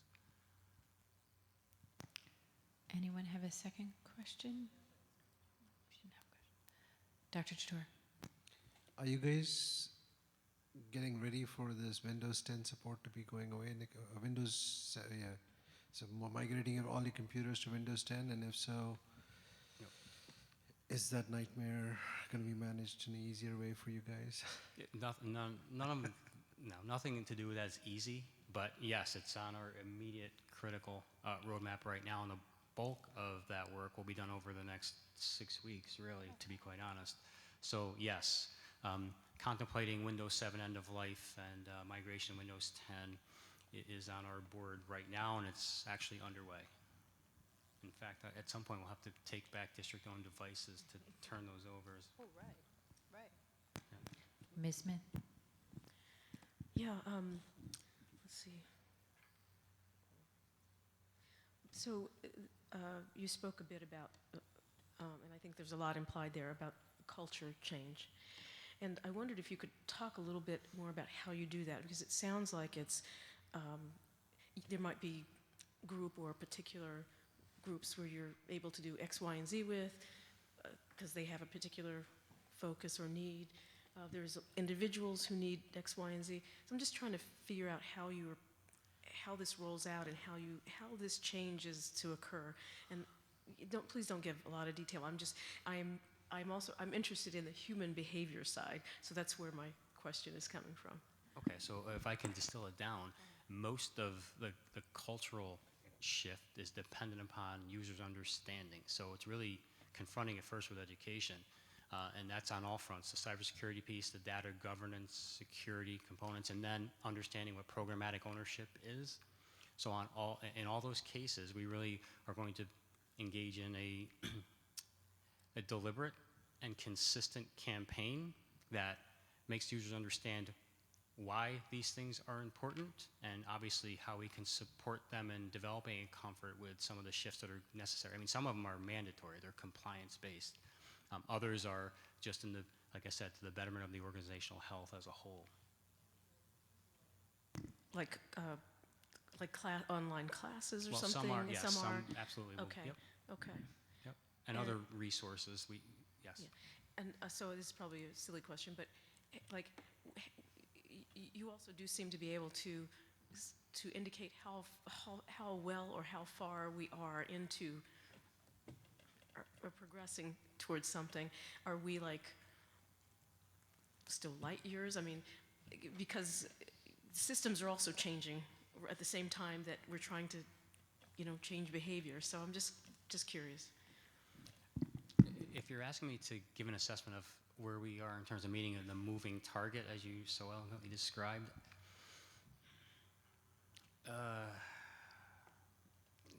it's difficult, and I think it's dependent on really what shift we're talking about, frankly. If I do assign a single color, if you're looking at the red, yellow, green, I'd say in most cases we're yellow. I don't have any areas where I feel like this is going to be an impossible lift or challenge for us, so no, we're not light years from that in any space. Ms. Jomaniawi. So, in your presentation, you had mentioned potential like malware attacks and phishing issues. Roughly, do you guys keep track of how many we get? And in your opinion, what is the best way to bring that down to almost zero? I know it's nearly impossible to bring it to zero, but I'm going to engage my colleague in a moment here, but just to start that response, we are already beginning a campaign to reduce phishing, which is 95% of malicious content gets in through a user exploit. It's not because people are physically brute forcing into your network. So it's the user piece. And yeah, we'll never get to zero, but there was a high likelihood that with a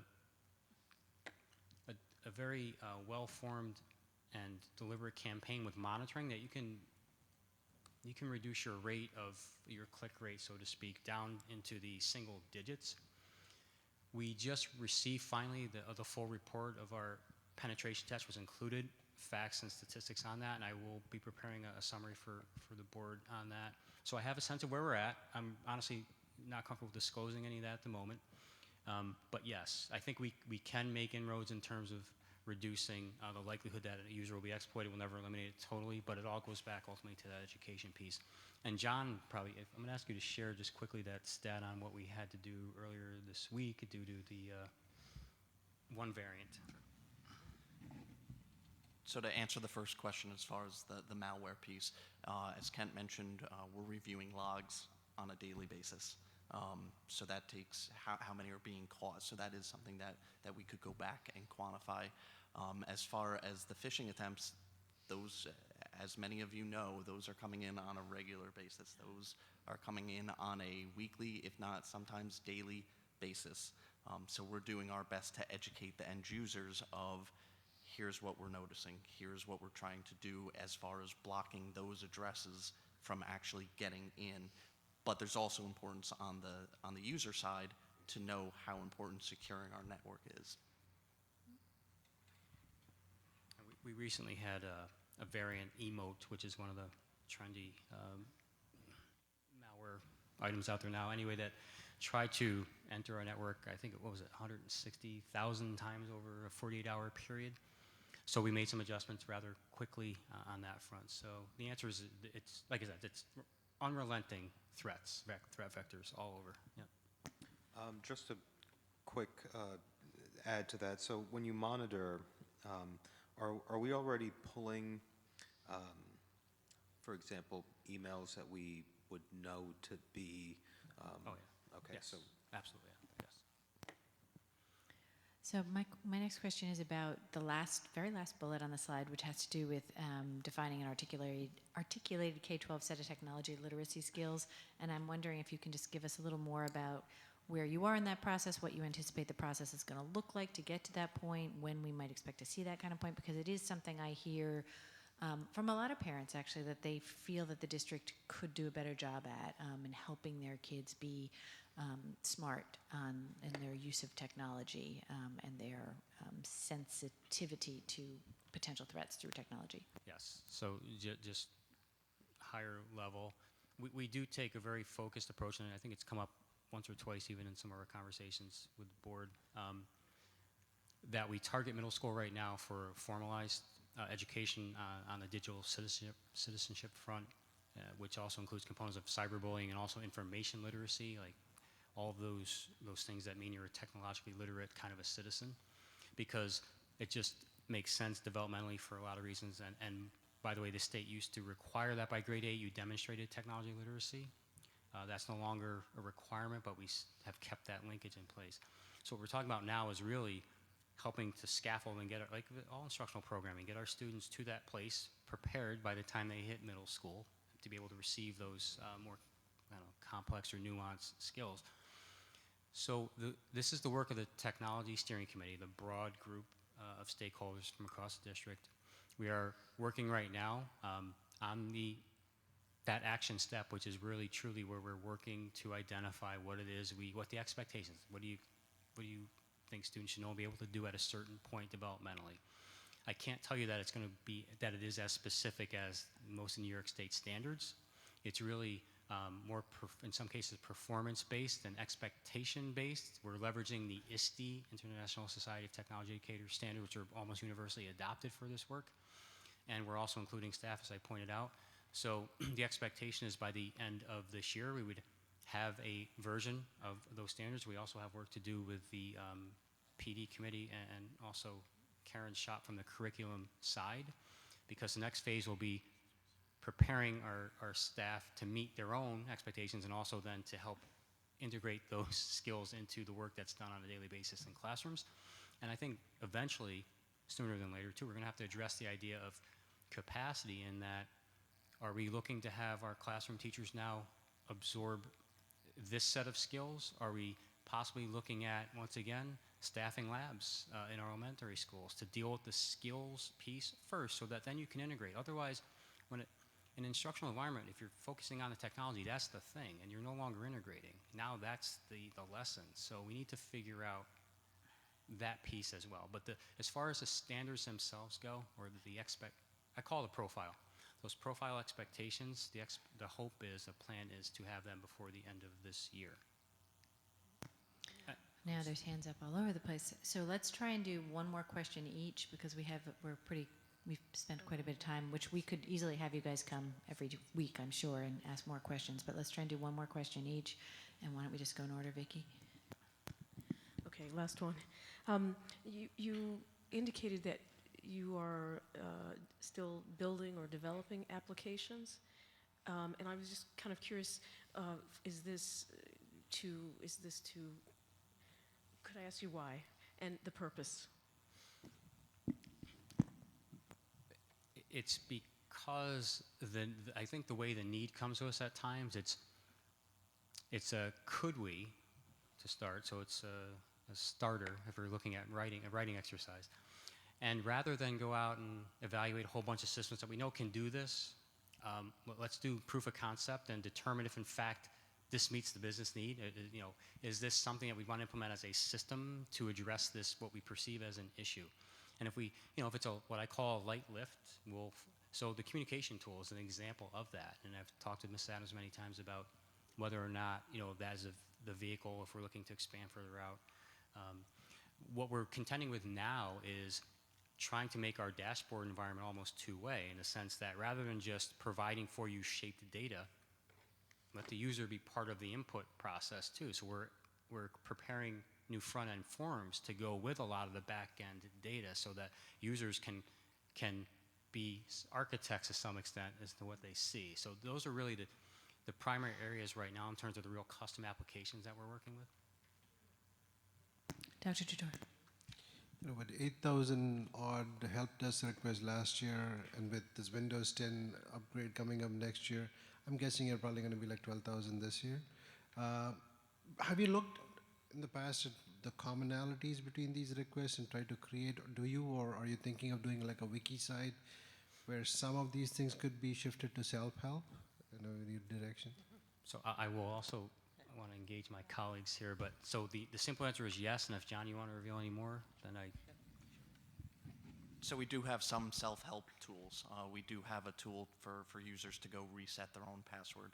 A lot of the calls that we get in are password driven. Also, I mean, the ticket flow ebbs and flows. Obviously, between the last 2 weeks of August through November, also goes up exponentially. We'll also have the new building at the high school, which will be new technology in those spaces, so that will generate additional help desk calls. So yes, we do identify the types of calls that we're getting in, but they run the gamut of multiple different. And we actually do have a wiki, and we do have a self-help portal, and so I think the deficiency on our part is maybe not always publicizing those things enough. And frankly, I think we could update some of the documents and provide multimodal kinds of resources there too a little bit more. We did that with School Tool, and it worked tremendously. And yeah, I have my own dashboard where I can actually look at trends. And when you strip away these deluge kind of events like the beginning of the year or new technology, you really can see certain themes break out. So yeah, we know where we need to focus when it comes to supporting users. Ms. Mann, did you have another question? Mr. Omanyawe. So actually I wanted to thank President Ann for bringing up the Articulate K-12 set of technology literacy skills. And I was just having this conversation with my 6-year-old yesterday about how he has no idea how his iPad works. And I think that's one thing that we could do better and really kind of impress on children is that, sure, these games are great, this is a great tool, but do you know how it works? And once you know how it works, and when I started talking to him about cyberspace, it was this entire new realm that he had no idea about. And I think that's so important for the future of these students in terms of getting careers in these fields. So just the simple how does a TV work? How does a screen work? How does the internet work? These very simple questions are paramount. Thank you.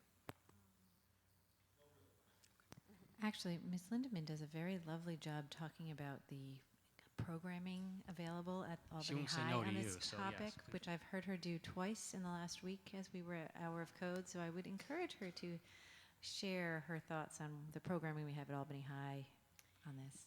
If I could go back to digital citizenship, the librarians are responsible to address digital citizenship before the students start using the computers in the library. So I did want to bring that up. Our curriculum currently in the middle school and high school does include coding, and we do have some wonderful brand new course this year, which is our second year of the computer science principles. They're creating apps on tablets, and the attendance for those classes are great.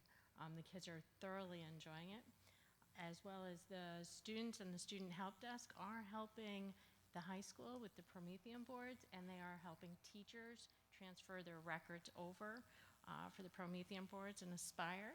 So that's an exciting opportunity as well. What was? So it was the coding. Oh, the coding. So we do coding both in computer class if the students are assigned to computer class in the middle school. We also do it in the technology classes in the middle school as well as the high school. Elementary has started as well under the direction of Sarah McGraw.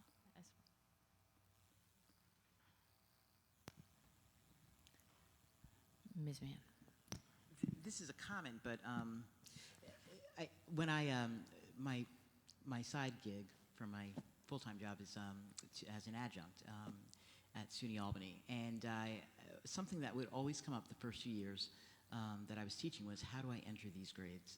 And one day I must have called the help desk, like, I don't know, 10 times, and they said, you know, we actually have a video that you can click on, and that was so super helpful. So they had the handbook with all the directions, and I thought, well, let me just call the help desk, and they had this video. So it's not a suggestion, it's just a comment. I know it has continued to be very helpful for me, so. And thank you, and we did that for School Tool, that's what I referenced before, and it was extraordinarily helpful, yes. I'm going to ask one more question too, just because I can't stop myself. But do you have an intentional effort to develop super users at each building in order to have human staff that is not your staff? Because that often has been successful in my experience. Yes, and it comes up either directly or tangentially as most of a budget conversations. I think I brought up during the School Tool implementation, one of the challenges that we had is that, particularly with the operational side of School Tool, not the teacher side, most of the staff that engage in that work are APSU folks, and we really had a hard time figuring out how to be able to allow them to do some of that work during their work day or to compensate them outside of their work day. So there were some bargaining unit language challenges to contend with when it came to that aspect. The other piece, and I'll bring it up again shortly when we talk about budget, is the idea of leveraging those in-house experts as coaches at a building-based level for many things. And so that probably is a direction that will become known to you again in the near future. Maybe that is me, Andre, I don't know. This is my sweater, wool sweater and microphone not interacting well. Sorry about that. All right, board colleagues, we are a few minutes over time on this. Does anybody have anything else that's a pressing question that they cannot bear not to ask? If not, we will thank you again for your hard work. We really appreciate it.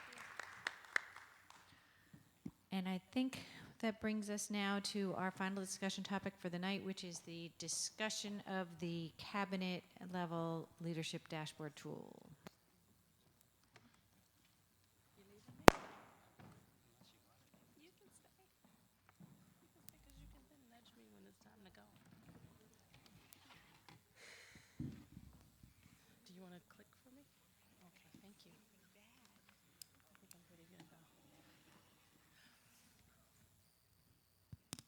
Good evening, Madam President and members of the board. This is an exciting, exciting time this evening. So wake up, everybody.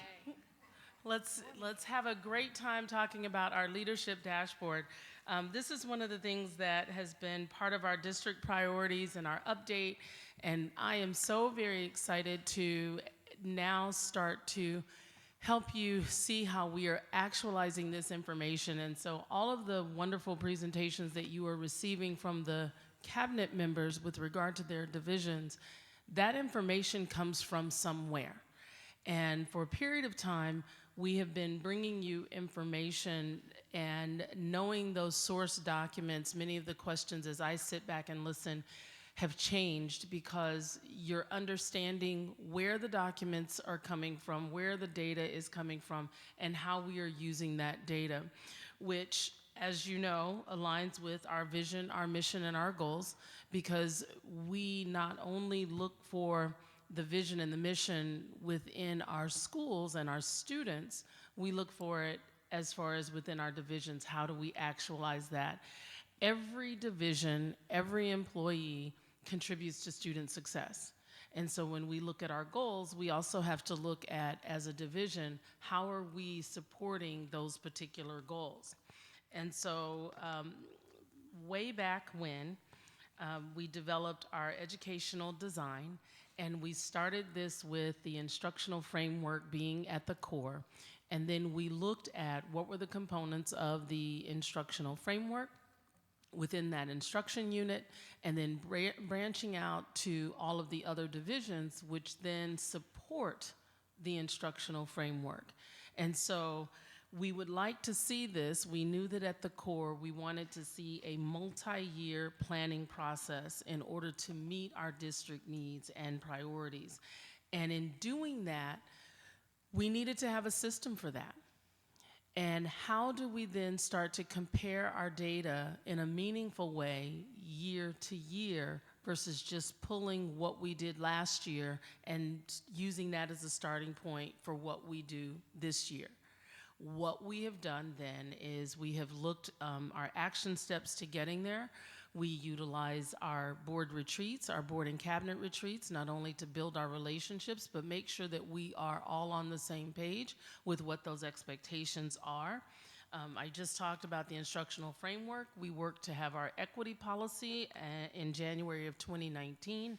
And we started talking about those source data points and how we as a cabinet use data to govern our decision making, which led to a leadership dashboard. And so I'm so very happy to, at this point, bring to you the actualization of that and then talk to you about the next steps. So within the leadership dashboard, as the superintendent, I have goals each and every year that I share with the board and that you agree to hold me accountable to. And I am so very happy that we are on the same page with those goals, because we started with establishing some type of base level of organizational performance, but we didn't have anything to establish that. So we do have that now, and that is in the data that you're going to see with the leadership dashboard. And then this year, the goals of the superintendent is to make sure that what are we doing in terms of our metrics. So now that we have this baseline data, it's not just a data dump, and here it is. It's here's the data, but now what are the metrics? How are we going to measure our success? How are we going to progress monitor along the way? And so here's where we are. So tonight I do have still shots for you, just in the essence of time, so that you can see what each division will be looking at. I will preface this by saying we do not have a budget widget yet, because we are getting ready to go into the budget process. So we are going to develop that one along the way. But we do have some background information that will help us move forward. So at the very beginning, at the very base, of course, we have our leadership dashboard, which each division will have its own widget, which you can click on, not you, but us, because it is operational. We'll be able to click through and look at our own data for each division. So one of the things that we've talked about, and I'll preface this with the fact that this is all sample data. It is not real-time data. The real-time data will be presented through the updates for each division, but this is to help you understand the source of the information that you will be receiving. And so when we talk about our enrollment, one of the things that we've been concerned about is that when we start to report our enrollment numbers, we see different numbers. Where does it come from? How do we know what's included, what's not included? With this, we are looking at aligning with two things, and I'll keep it very simple. Our enrollment numbers will capture the students we serve as a district. That will be the enrollment number that we use as a district. But we will also link to the enrollment data that is used by the state, which may not be the same number, but we will be able to have a legend that says, here's what our district number includes, the students that we serve. and here's what the state uses and what that number includes, so that it will be very clear and concise. And then we will also house that information on our website. So what you're looking at here, you'll be able to break down into subgroups. We'll be able to share that information with you. And also, as a cabinet, we'll be able to look at our enrollment numbers by school. Monthly, we will begin to publish our gradation report, and so that will be the forward-facing, public-facing information that you will receive, knowing that this is the source behind it. Moving forward toward attendance, we know that we have our campaign with regard to student attendance. Attendance matters all day, every day. And so we will have a dashboard where we can break down and look at chronic absentees. We can look at it by ethnicity. We can look at students with disabilities. We can look at our ENL population, our disenfranchised population, as well as gender. We can also identify anomalies. So for example, where you may see Albany High listed twice, and again, this is sample data, not real-time data, and you see that there's one lone student there. That's an anomaly. That is something in our enrollment that we would need to go in and correct if that were to show up. And again, this is sample data, not real-time data. But these are the things that we'll be able to look at. For example, if a student, their enrollment information may be incorrect, or if there's some type of error, we'll be able to see that through the dashboard so that we can go in and make those corrections. Staffing, when we look at our HR piece, you've seen this information before, and so we are very happy that as we start to drill down, we're able to look at some of those unique things about our staffing with regard to demographics, with regard to separations from the district, and also you can see the charts at the bottom. I know you can see it a little bit better on your screen, but we can break it down in terms of association or union group. We can get that information as well. When we look at our instructional piece, we have our walkthrough data, which you were able to see a little bit of that earlier this year, the number of walkthroughs that have been completed. Also, in terms of the areas of focus, what are we looking at?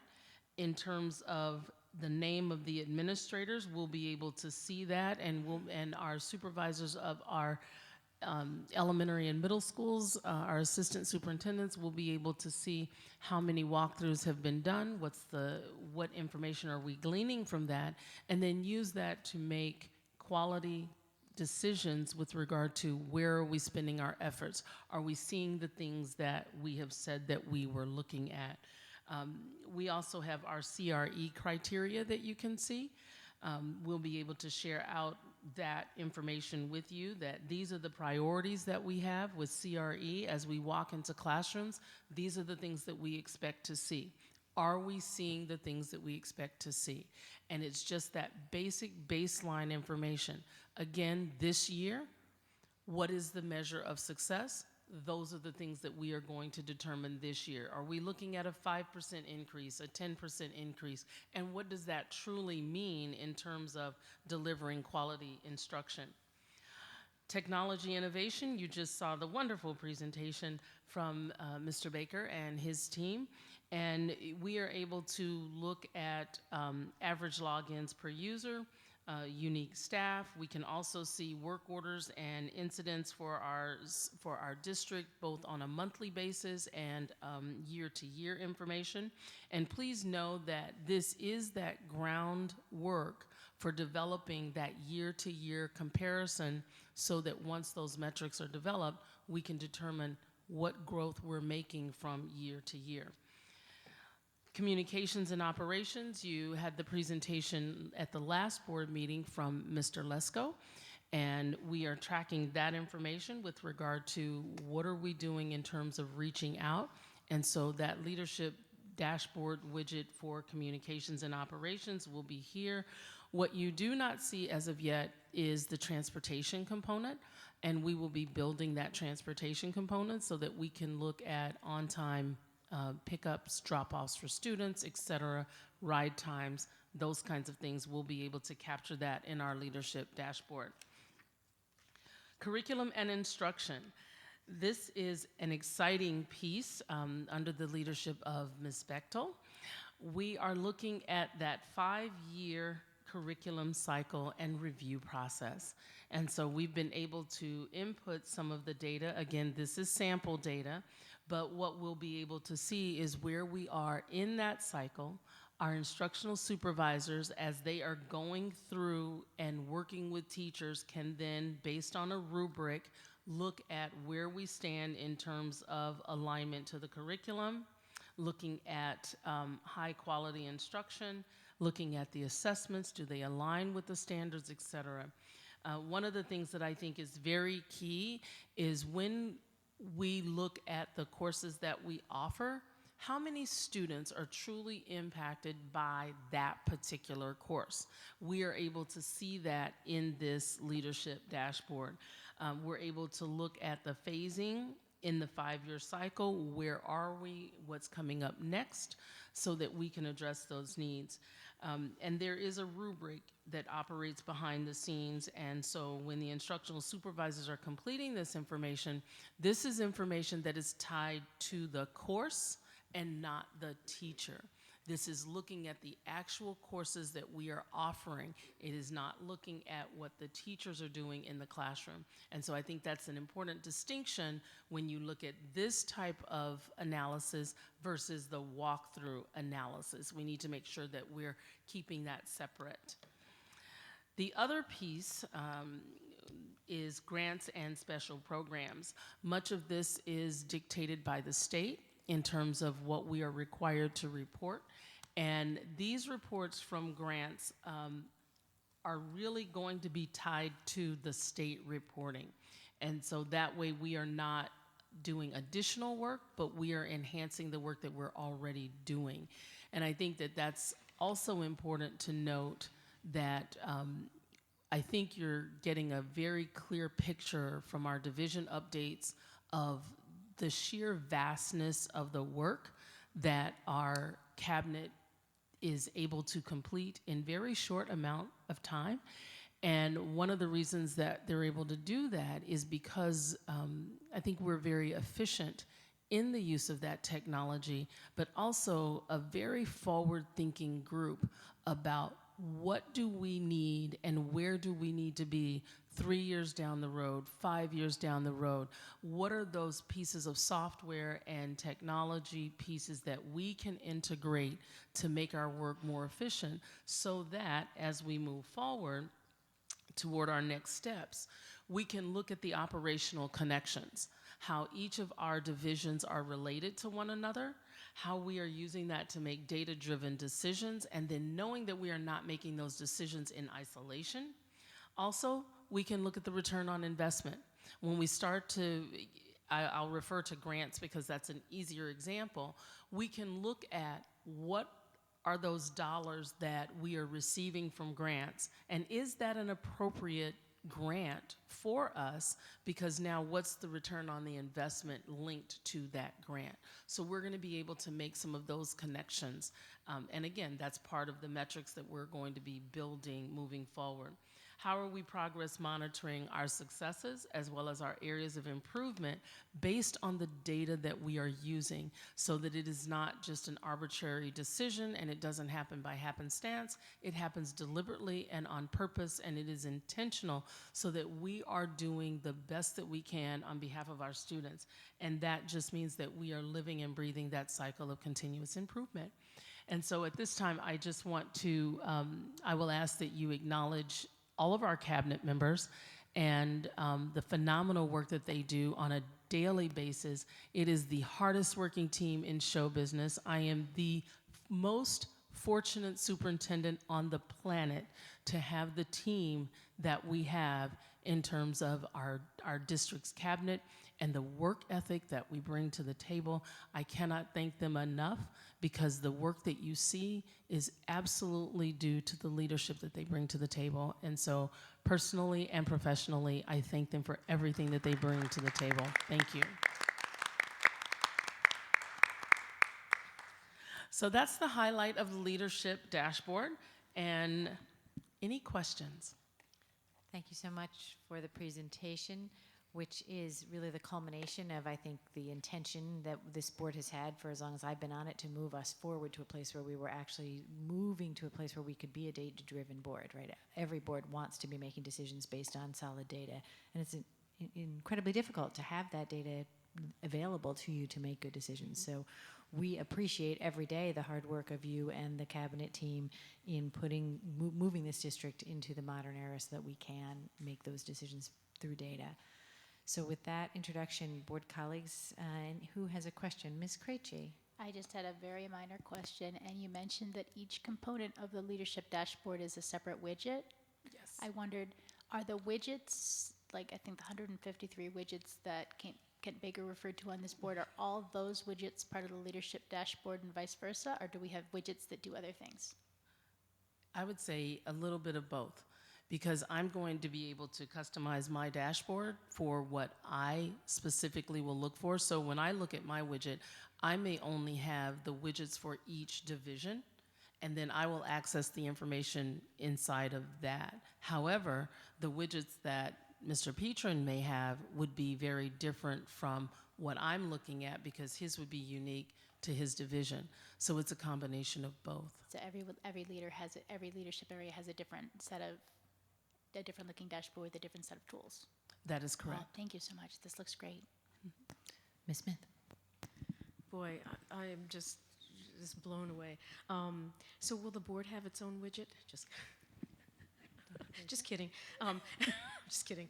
We don't want that. But Superintendent, you ended where if you hadn't said it, I really did want to echo just how incredibly honored I am to be a board member in this district and to have the staff that we have. You're all smart, just work hard, intelligent, and you're doing the right stuff. And I just really appreciate your vision, and often I know there are times when I'm like Mr. Baker, he's working in a field that I know very little about, but it doesn't keep me from getting excited about it and seeing how it's all connected, and it's just the right stuff, and I just want to thank you all so much and wish you a Happy New Year. Thank you. And a Merry Christmas, too. Dr. Chator. Amazing. You know, as in anything you do, if you want to know where you want to go, you have to first know where you are. And now we do, right? So thank you so much. This is a lot of work. I mean, these slides in this 10-minute presentation doesn't do justice for the amount of effort that's gone into it. Thank you all so much. And again, happy holidays. Thank you. So I'm going to just, Mr. Almanyawi.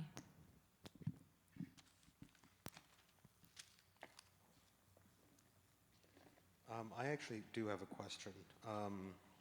So what program are you using for this dashboard? I know I have access to a dashboard at work, and it is very, very useful. I basically know that action on this data analysis will produce results. So first question, what program are we using for the dashboard? And second question, who has access? Okay, so for the leadership dashboard, I'm going to answer the second part first. For the leadership dashboard, it is Cabinet that has access to this, because this is operational and we use this with our work with those of whom we supervise. We are utilizing Microsoft Power BI, and that is what we are using. And so if you go to slide 5, that kind of gives you an overview. It's just that intro slide.